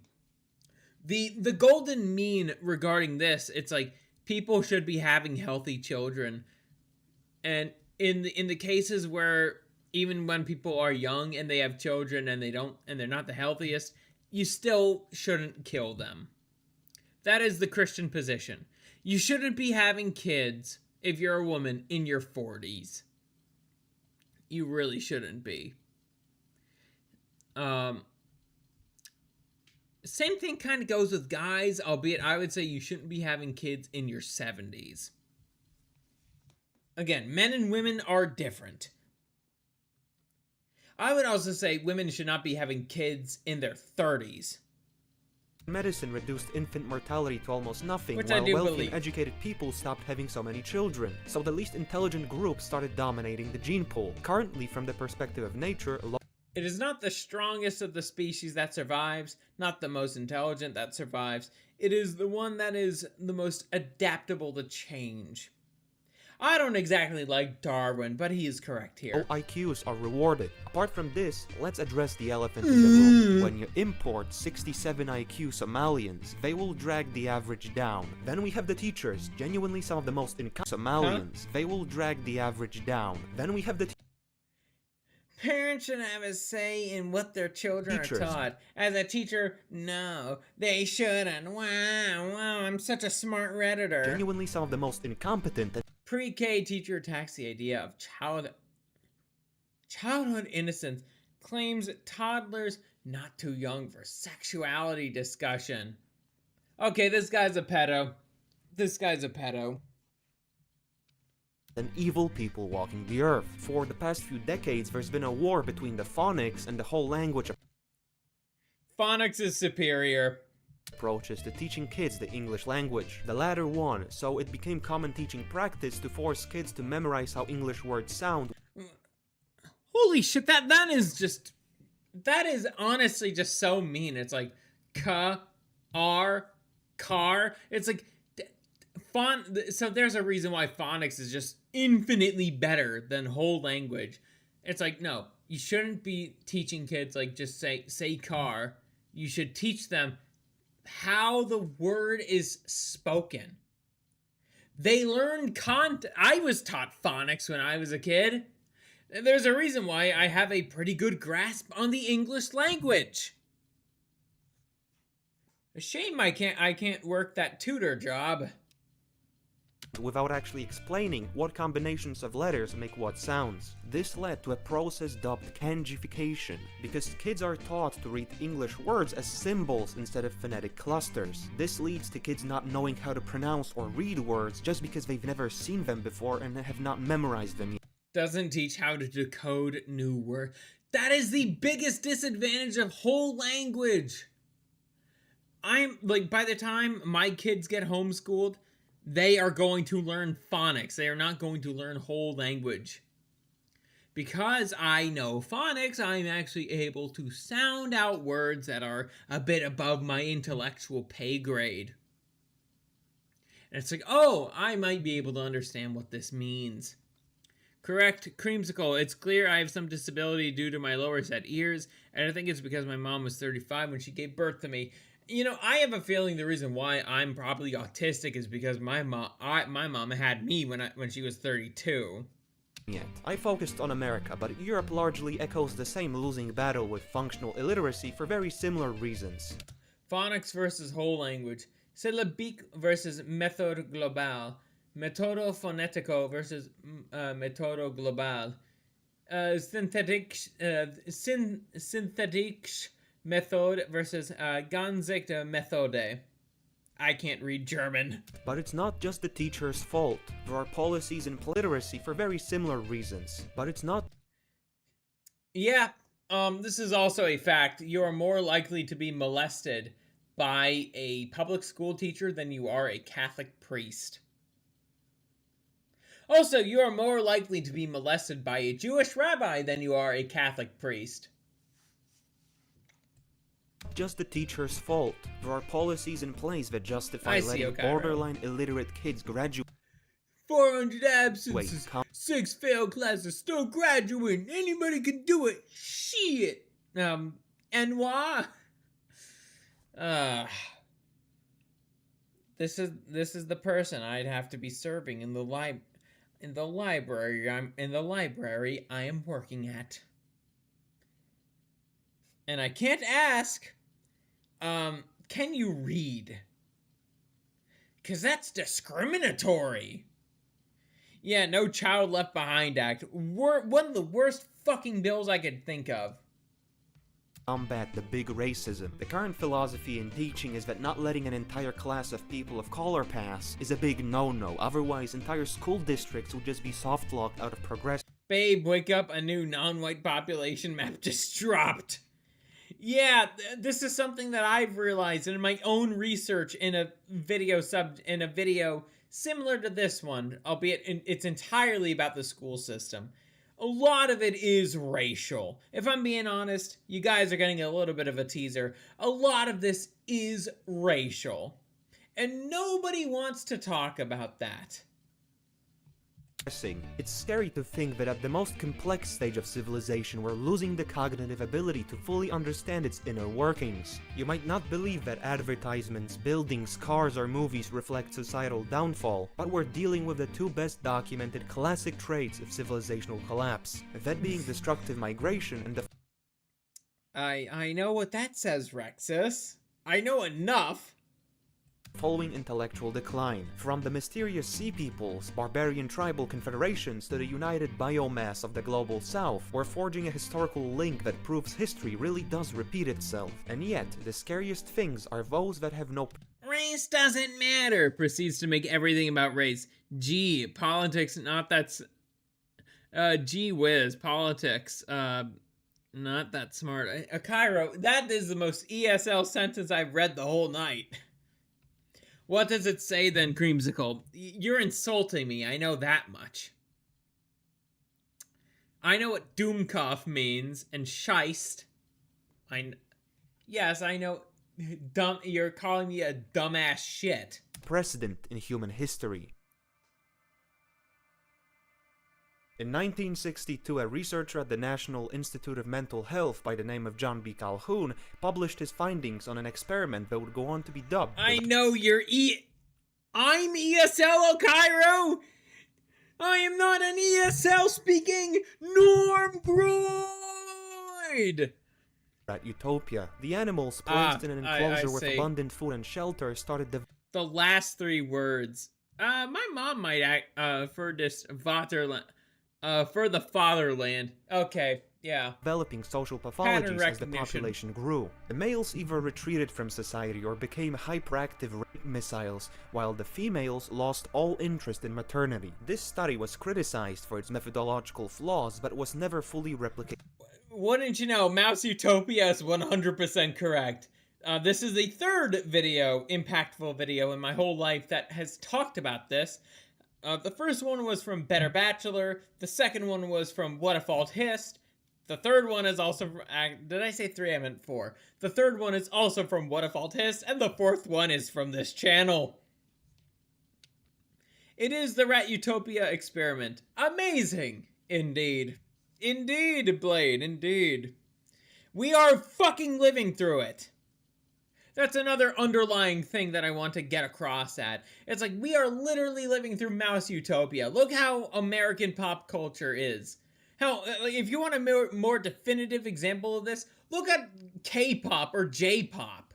With the men in that. Look at them. Again due to ethics restrictions, and yet some say it has been. Calhoun has somehow managed to reverse engineer the The beautiful ones. It's fucking, F-word vicular. Probers, the dysgenic Muslims, and childless female. The fucking HR woman. Oh, man. Yeah, it's that one. Childless female. Modern world. As humans venture further into unknown territory in an increasingly unnatural society, we get to experience for ourselves the unforeseen consequences of the Industrial Revolution. Contrary to the classical forms of societal decline, we're exploring new levels of deviation.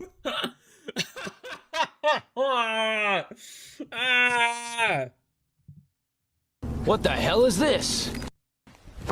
Emotional damage! From the norm, and when you focus on women, almost 1 in 3 conceptions ended in abortion in England and Wales in 2022? Oh, brother! The insanity really becomes apparent. Fucking kill me.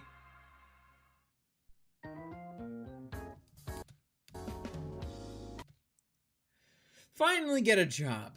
Average of 7 to 8 Zoom meetings per day. Woman to man ratio is at least 10 to 1. The economy isn't real. It's Jew daycare to make sure women don't have children. I recognize this 4chan post from anywhere. It is one of my favorites of all time. You know, every now and then, Paul will just unleash a nugget of wisdom, and that nugget of wisdom will spread far and wide. One year later, after Calhoun's findings, Betty Friedan, an American feminist, released a... Huh? Betty Friedan?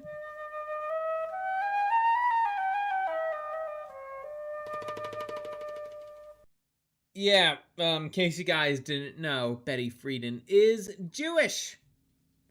And she's Jewish!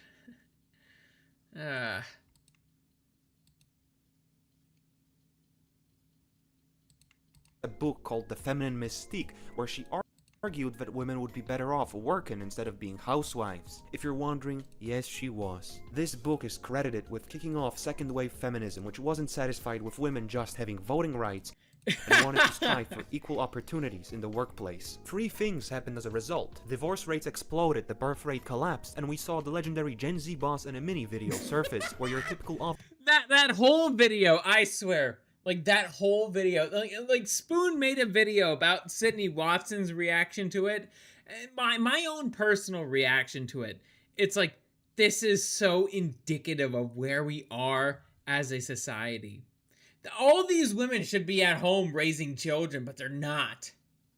They're just getting paid to do nothing. You know, to dance around and like, it doesn't mean wrong in a minute, doesn't mean wrong in a minute.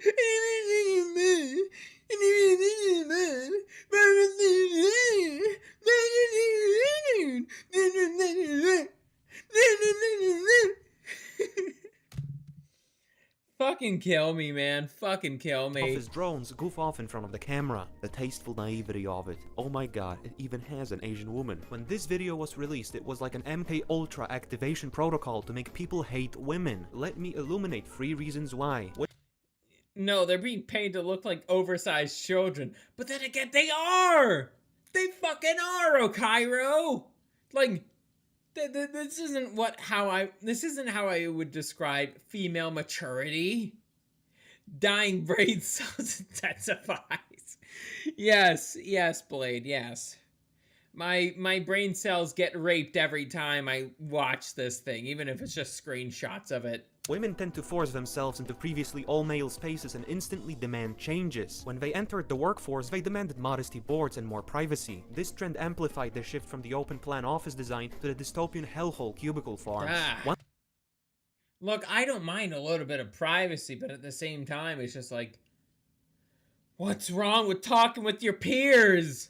One time, literally like 3 of them decided to get into gaming, and that's all Gamergate. Fucking Gamergate, man. it took to cause unprecedented upheaval in the community. The same goes for gyms, and some even say they ruined racism. I fucking despise Empath Chan. If you guys know who she is, read her Kiwi Farms thread. If you don't know, if you want a quick summary, read her Kiwi Farms thread. Empath Chan is, I think she is quite literally the epitome of controlled opposition in the chud sphere. Like, who the fuck wants a fucking, like, crack addict to basically do this?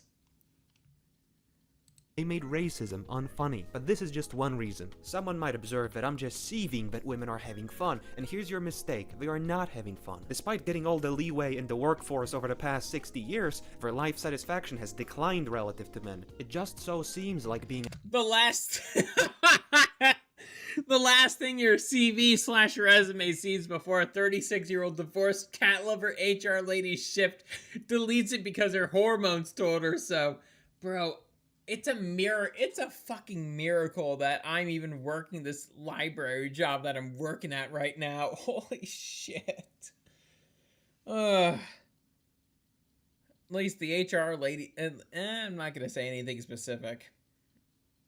But yes, there are HR ladies, because of course there are. Being an epic girl boss is more mentally taxing than previously anticipated. As the What was that? Seems like being an epic girl boss is more mentally Mid-20s are feeling extra rough because I'm turning 26 in a few weeks and I spend 90% of my waking hours either working or working out. I feel super lonely from outgrowing friendships. I don't enjoy drinking anymore. Dating is so... What are your standards, Chica, regarding dating? And my best friends are my coworkers who all have families to go home to. So Chica, you're around my age. You might be 27 now. What was the consequence of you? Sounds like that's a consequence of you sleeping around in college. And graduate school too, maybe. Personally, I've had opportunities in graduate school to finally sleep around. I didn't take them because I was at bars primarily to drink. And oh boy, did I get drunk. Than previously anticipated. As the feminist saying goes, only work can set you free. Francis Parker Yockey once said that feminism liberated women from the natural dignity of their sex and turned them into inferior men. Which I do not agree with, but it definitely made them sadder. It might just be that the corporate meat grinder is an unnatural hellhole that results in increasing social pathology. What's interesting is in many cases, the more money a guy makes, the more likely he is to have kids, while women... Same, I'm lucky I got hired with how ABM hiring takes 3 fucking weeks to do. Hey, I'm happy you got hired, Akairo. Men prefer killing them, building shareholder value, and paying taxes, I guess. We're one step closer to turning every human into an economic unit. You know, I always wondered why death is often personified as female. It might be because Western... Hold on, we'll let him finish his point, then I'll be right back. Society is going extinct as a result of their lifestyle. While this video is the contemporary version of the dance of death, where many women choose being a mentally unwell, perpetually 16-year-old hedonist over fulfilling their most biologically basic service towards society. That being is preservation. And by the way, if anyone thinks this segment is supposed to be misogynistic, please reconsider whether brainwashing the fair sex into living sad and unfulfilling lives was the pro-women. He's not even bringing the racial aspect into all this. Stands in the first place. Suffice to say, the feminist experiment can be concluded as a catastrophic failure. But in order to not sound like a raging homosexual, we have to even... Oh man, I'm so happy he brought in Andrew Tate and all this. Do you guys know the kinds of shit that he's done? He like Andrew Tate, like he used to basically be like a pimp. Like he would basically message guys on OnlyFans, just saying like, I'd love for you to get in my pussy, and it's just like, that was the fucking gayest thing you could do, and he calls himself the top G. What an F word! Can't say it. I can't say that while I'm on Twitch. Sad, I know. And out the scales, because what the guys are doing is equally bad.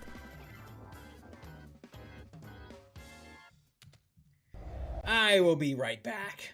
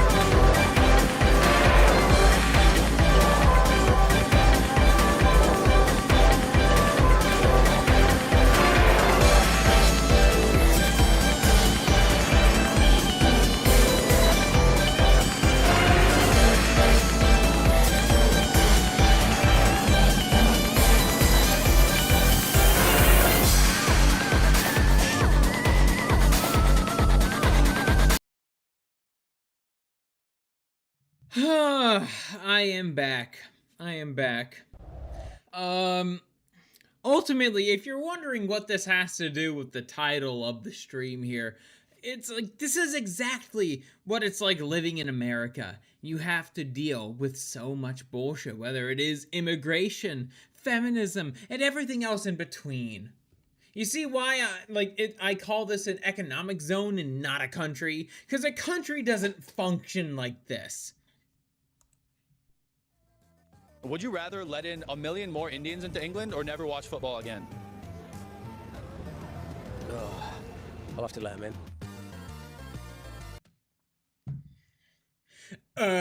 I have to let him in. It's like, it's so easy. This is such an easy choice for me. Let's look at this fucking guy again. He's a fucking boomer. Of course he'd prioritize his interest in sports ball over the interest of the nation.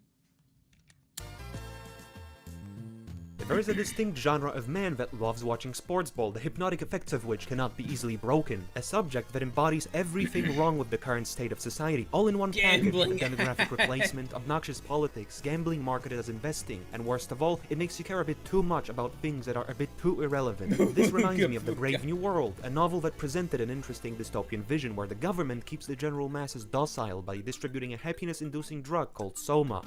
Yep, homosexuality included. Yep. Contrary to what we see in 1984, the ruling elite doesn't have to use terror and still account. Yeah, honestly, I see the rise and like all these other alternative, I'm gonna be nice here, alternative sexualities. If it were my real opinion, well, I'd probably get banned. But basically, if we were a serious society, nothing like that would ever be entertained. Ever. Constant state of war or intimidate its people. But yes, the rise in homosexuality and alternative sexualities as a whole is indicative of societal rot. Look at Germany, look at Rome, and especially look at Sodom and Gomorrah. Distracting them is enough. Look at Canadians. There was more outrage over a lost ball game with the US than after 20 Guerrillian Indians were dumped on their soil overnight. As the ancient Roman poet Juvenal once wrote, give them DoorDash and sports ball and they will never revolt. Yeah, exactly. People will gladly just embrace any form of convenience and any form of goy slop, and they will never revolt. Quite literally. And before someone accuses me of being petty, I have no problems with sports. Actually, I believe they are beneficial to society. But when you reduce actual sport participation to mindless consumption, the urgent circumstance... And that is another thing too. We are an insanely consumerist nation. Consumerism is actually, I would argue, is our state religion. Not even necessarily, like, all this other stuff, aside from, like, feminism, but, like, definitely, like, LGBT, all, like, BLM, it all goes back to consumerism, really. That's our state religion. It's consumerism. Sports used to be a way to stay fit, to have fun, and keep the body trained for combat. Yes, exactly, Okairo. A lot of the gladiator matches, they were the soldiers trying to stay fit. Of our countries turning into global Brazil would find a better use of that rage and global Rhodesia, I think, is a bit more apt. Emotion. In the historical cycle, we might just be the weak men creating bad times, where our instincts of tribalism and identity are replaced with a guy called Ngubu. So as it turns out, neither men nor women are fully capable of acting out their God-ordained duties of ensuring the continuity of society in two different, but equally important ways. I always found it puzzling that in the Red Utopia the rodents just lost the ability to preserve their society, and yet we've managed to do the exact same feat of regression ourselves. But let's focus on the type of content sports ball is a part of, that being goy slop, a name that applies to any form of entertainment that in return for short-term dopamine slowly turns you into a goy slave, gynozod, lobotomite. Sports gambling, endless social media feeds, and porn hit white men like crack hit black ghettos in the 80s. The most... I recognize that, not the Wojak one, but the one before. That's like an Alfred cartoon. You guys know who made the Alfred cartoons. It's Emily Yukis. Give her a follow on X.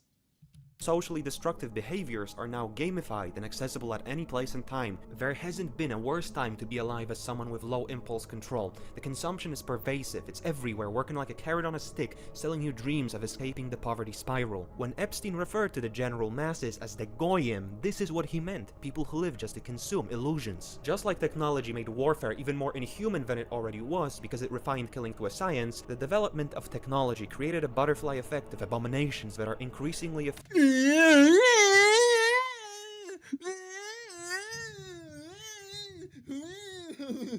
Slot machine.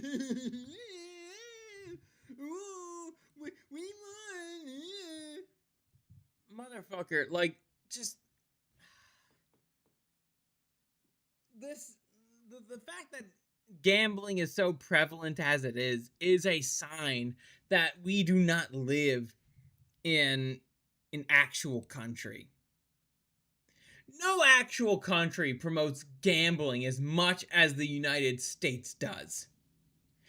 Again, so many companies focus on gambling. Polymarket, Kalashi, or Kalshi, whatever. I might have said a name of a World of Warcraft faction, but still. Efficient at exploiting our own subconscious cognition against ourselves. Yes, I saw your comment, centuries, we have Rexus. reached No a need point to where the use of constantly tag technology me. is synonymous with a decrease in life satisfaction. We are victims of our own success. I never thought this is what man-made horrors Sweet. Man-made horrors beyond my comprehension. would look like. No cosmic decorum, just subjugation through pleasure. Remote Amazon tribe connects to Elon Musk's Starlink internet because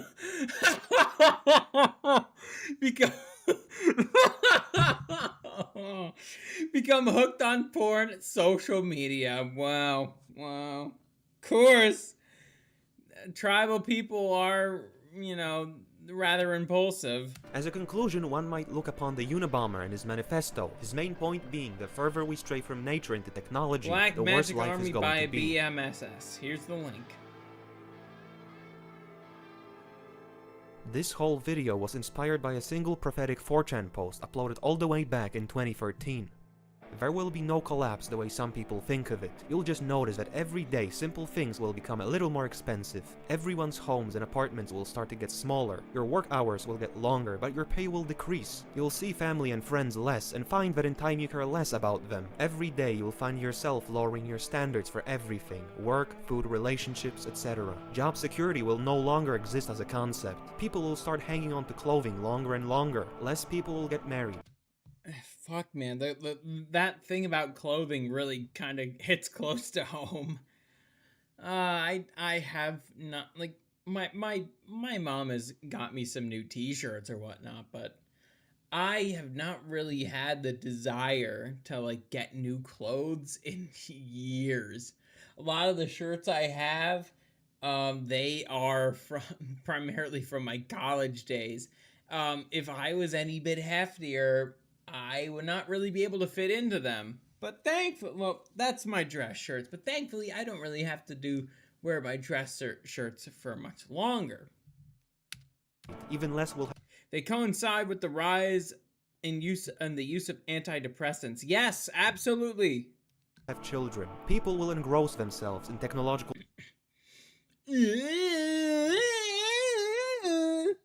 distractions and fantasy while never truly experiencing the real. Oh yes, Kreemsicle. I want new clothes, but all I get are hand-me-downs. Rexus, honestly, that's not a bad thing, so to speak, Getting hand-me-downs. Some of your ancestors probably had some sense of style that they want you to inherit. Mr. Pagan, you should know all about inheriting stuff. Real world.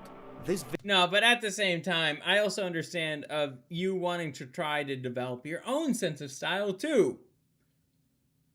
Vision of a slow and methodical decline goes against the grain of a typical religious or cinematic depiction of civilizational collapse. Our imagination suggests abruptness and volatility, but we aren't undergoing societal collapse. Decline is a better term. Instead of hell, we're headed towards purgatory. Functional societies having their systems contradict.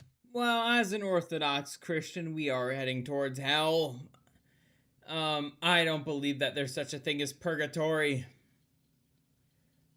But we are in a middling state right now, I could say that. But that middling does not go up, it goes down. Not from my ancestors, but from my dad. He grew up in a white trash household. Do you think I want to look like white trash? Well, then again, regarding that, you could still make something like that work. I kind of look like white trash every time I walk into the office. Dictated and values reversed, where people and cultures replaced. Except unlike in the paradox of Theseus' ship, we're downgrading almost every aspect. Still, one question remains unanswered. How did a post from 2013 predict the future so well? Every civilization will have some prediction about the end times, but Kali Yuga, Revelation, the Mayans, Babel, yeah. When you separate the insane from the reasonable, you're left with a few archetypical chuds. Oswald Spengler is one of them. After the First World War, he predicted rampant material. Yeah, history is indeed cyclical. It doesn't repeat, but it often rhymes. Yeah, Ragnarok is another example too. Urbanization, Mario! intellectualism, and the inevitability of collapse. To him, a civilization is an organic being, and as a result is subject to the elementary laws of nature. It is born... Yes, because civilization is not God. He understands this. Reaches its peak, and like every other organism, soon shrivels up and dies. This belief makes a lot of sense when you realize that some things are predestined to get worse. In 1790s America, the local and state taxes were minimal, and the federal taxes were so low a year's worth of them could be paid off with 4 days' worth of wages. Unfortunately, each war and crisis brought about new taxes that became like guests that refused to leave. Similarly, in Europe you have used... Ever actually think about war like this? It's just as an excuse to implement new tax. But look at this. This is what welfare does. I know it's all in German and I can't read German, but Burned, age 30. His tax dollars go to this. And to Ahmed, the recent migrant who came to Germany not for a better life, but to rape white women. Pays his money with this shit, which goes back to you. And your tax dollars go to these boomers who donate to basically get Ahmed into the country in the first place, or it goes to Lena, which goes to drugs and a bunch of bullshit. Useless welfare states that pay more to those who are unproductive than to the actual workforce. What doesn't help our situation is once the government grabs a hold of power, it will never let go. We are seeing a shift towards the interception of user data, barely disguised as online safety regulation. Yeah, basically, a lot of these online regulation bills, especially in the EU, they basically just want to keep tabs on their citizens to prevent political dissent. But it's not really working all that well. This is why monarchy, while taxes rose to cover war, they inevitably were forced back down because it was unsustainable otherwise. Yes, exactly. Monarchies understand that there is a time to tax people more, and there is a time to tax people less. Shocking! Almost like we went to war not over the crown, but over the parliament. People are catching on that there's nothing more permanent than a Oh, that's post 9/11 mass surveillance. temporary government policy.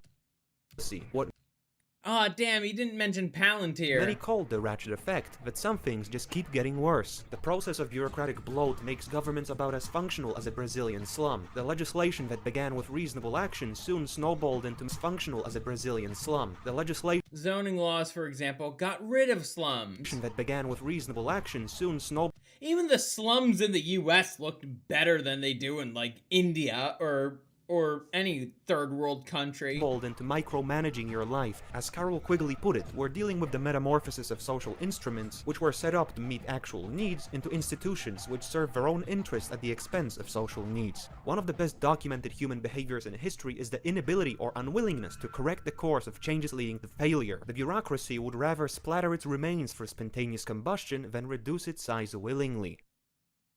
As we can infer from numerous previous examples, when the changes are laid out at a slow enough pace, people will notice really late that something is going wrong. The lack of perception and boundless tolerance are hurting the Western consumer, citizen, and taxpayer. It's not just the system at fault, but also its subject refusing to act when being boiled alive. But before we continue, when did this decline in living standards actually begin? Upon examining the starting point of rising inflation, gas The stock market is just gambling. Just thought I'd mention that. It's just fucking gambling.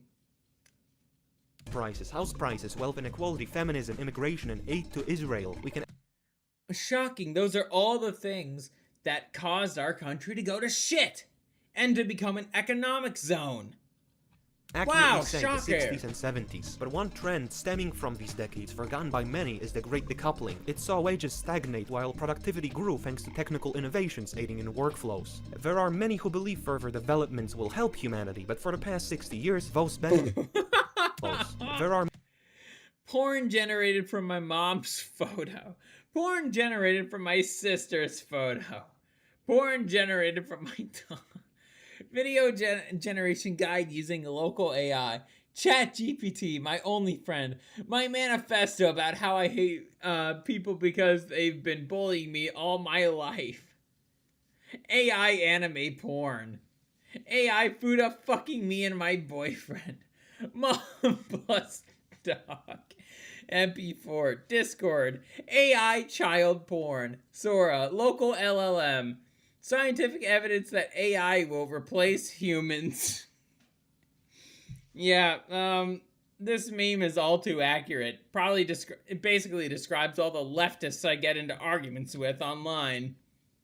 How can you hate AI? This is the greatest achievement of progress.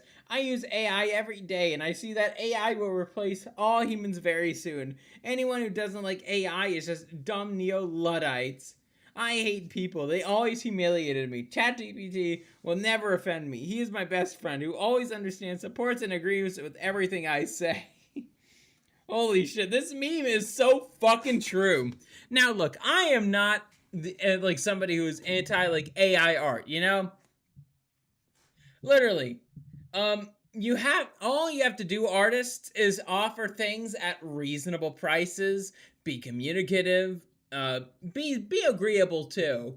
As long as the request is reasonable and within your terms of service. Hey, I have no issue with how you go about your business. It seems like it's actually a good business. But there are actual issues with AI, as it turns out. Leftists only hate AI because it threatens their pencil-slap goon material, and Okaira says, the biggest issue, you have to complete the damn work. Yep, and a lot of people don't want to complete the damn work, therefore it looks like slop. People don't want to take the extra mile like Emily Yukis has done. I could say that for basically almost everyone in the VTuber sphere who uses AI.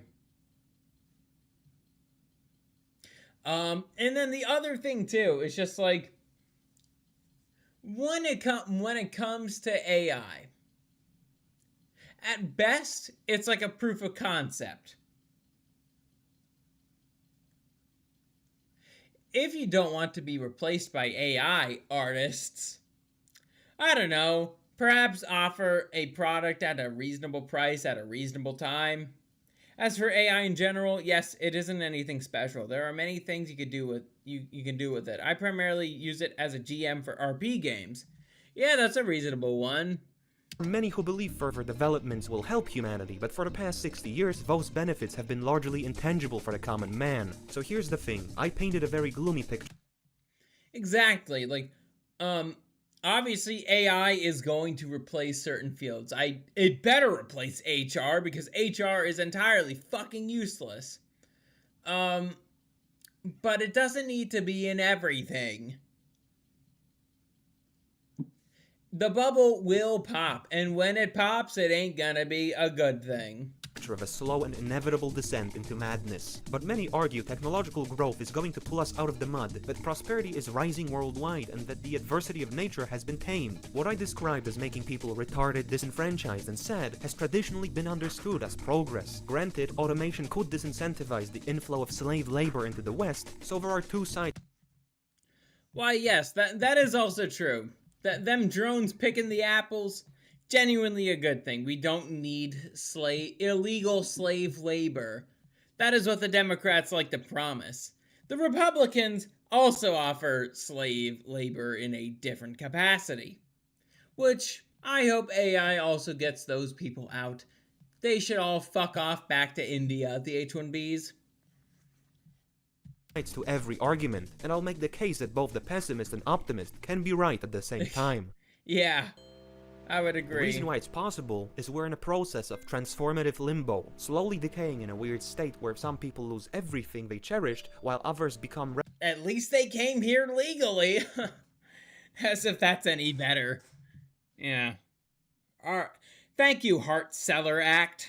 Relatively wealthier as the world equalizes into a single interconnected cesspool. Civilizational decline is a matter of perspective, as the already rich will just accumulate more, and the extremely impoverished have means of improving their circumstances. It's the people with regular expectations from life that get reaped. We're entering the era of asymmetric collapse and weird uneven growth, where some groups are elevated into wealth and have all the reasons to be optimistic, while others are cast into a spiral of disappointment. All the necessities are getting more expensive, while the tools of your enslavement are abundant and cheap. The whole economy stagnates while And the funny thing is, when it comes to computer stuff, like the price of RAM keeps going up because of the AI surveillance data centers. Full of companies carry the bulk of growth. Nobody wants to talk about that. Is limited to a very narrow field, while most products just enshittify. To add insult to injury, ideation is limited to a very narrow field, while most 2012, 16 gigabytes.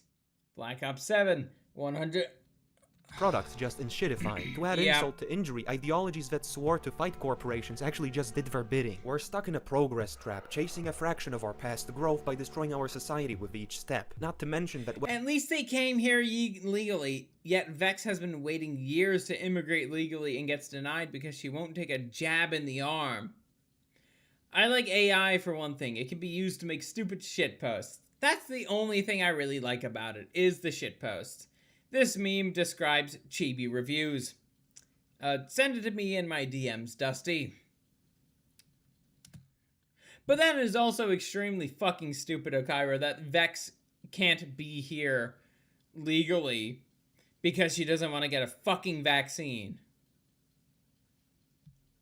Whether with the technology hell-induced mental health crisis or dysgenic selection caused by advancements in medicine, even our success has dealt us debilitating blows. It does feel like a civilization has an expiration date, but the prosperity of the 20th century was more like a historical exception than an achievable norm. And instead of amending past mistakes, growing a moral spine, rethinking past dogmas, and placing our people first, we gain no new knowledge of ourselves.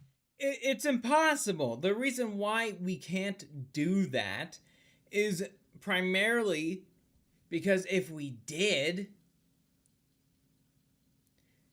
how could we... Oh, hold on, let me think. I am getting a little tired here.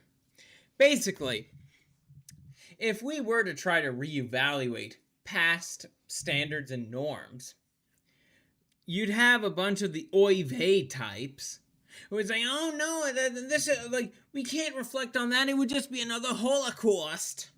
Continuing on a path that benefits fewer and fewer people. The reason why something feels wrong with the current state of society is a result of the very foundational tenets of the contemporary world being nullified by reality itself. The growth we see is largely subjective. The instincts of empathy and openness have been usurped to force foreigner-induced misery onto the natives. The roles of both men and women have been twisted into unrecognizable forms. Technological advancements are starting to seem more concerning than fascinating, and the government, it will not take care of you. It's no longer public versus private institutions, but economic organizations versus the economic unit. An individual robbed of their culture, nationality, and traditional gender roles, depraved in their pursuit. Yeah, I see DEI shit everywhere in my workplace, and I'm just like, motherfucker. It's like, I would love to see more white people be accepted into the school.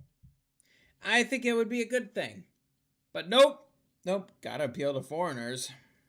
Pursuit of dopamine, a member of a society increasingly resembling the Star Wars cantina. The Western civilization as of now is on a trajectory towards prolonged agony, but it isn't over yet. We need to make an important distinction between declinism, a belief that the West is succumbing to entropy, from defeatism, which just says it's over and there's nothing we can do about it. The big difference is, while one surrenders to collapse, the other sees it as a rallying call to action.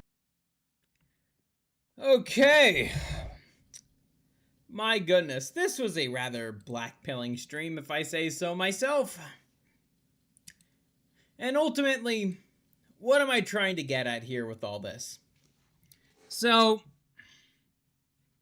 what I'm trying to get at here, it's like everything really is just telling me that we do not live in a country. The sole purpose of America, is just to make as much money as you possibly can be. That is just the case. It really is.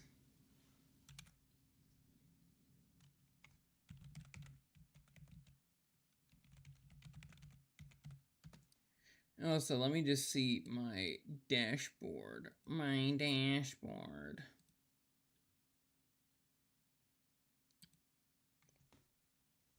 Okay. It's just me. I thought there'd be more.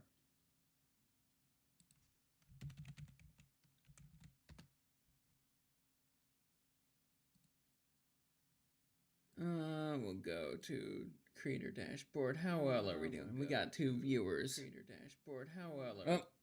Oh, sorry, I'm echoing a little bit. And let's see, who is streaming? I guess we could raid into Greer, but before we do,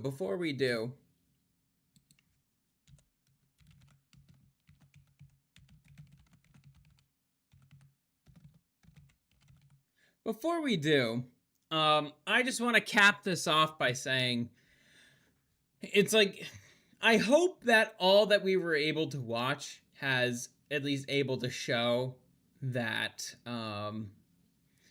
we do not live in a country. We live in an economic zone. But anyways, I will catch you guys later. Hold on. Wait.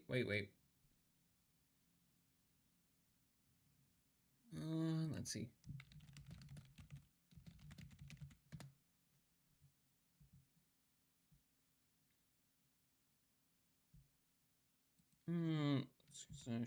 Host.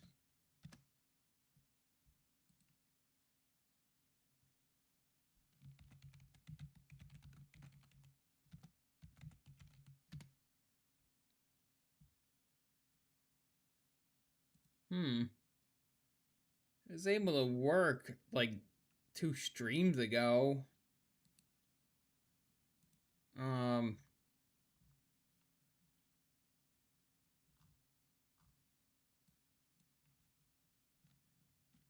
Damn it. I want to raid Greer.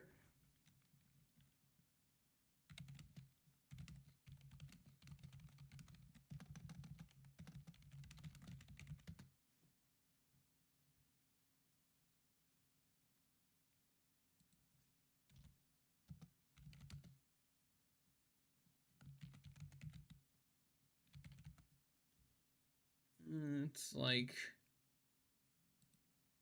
Oh.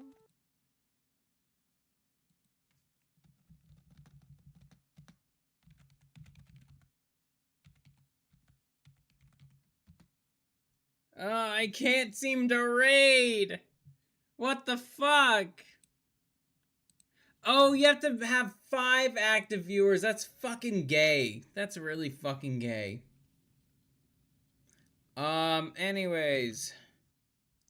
I'm gonna see who's on Twitch. We'll raid out to somebody there.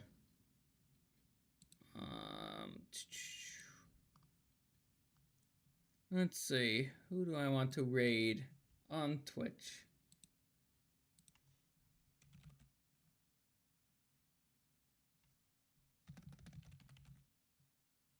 It's probably just gonna be me. Okay, actually there is somebody else here. I think we will raid /raid.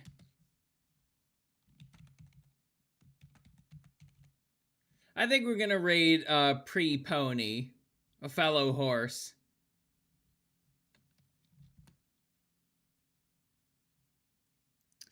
Anyways, take care. Take care, my friends, and remember, follow her rules.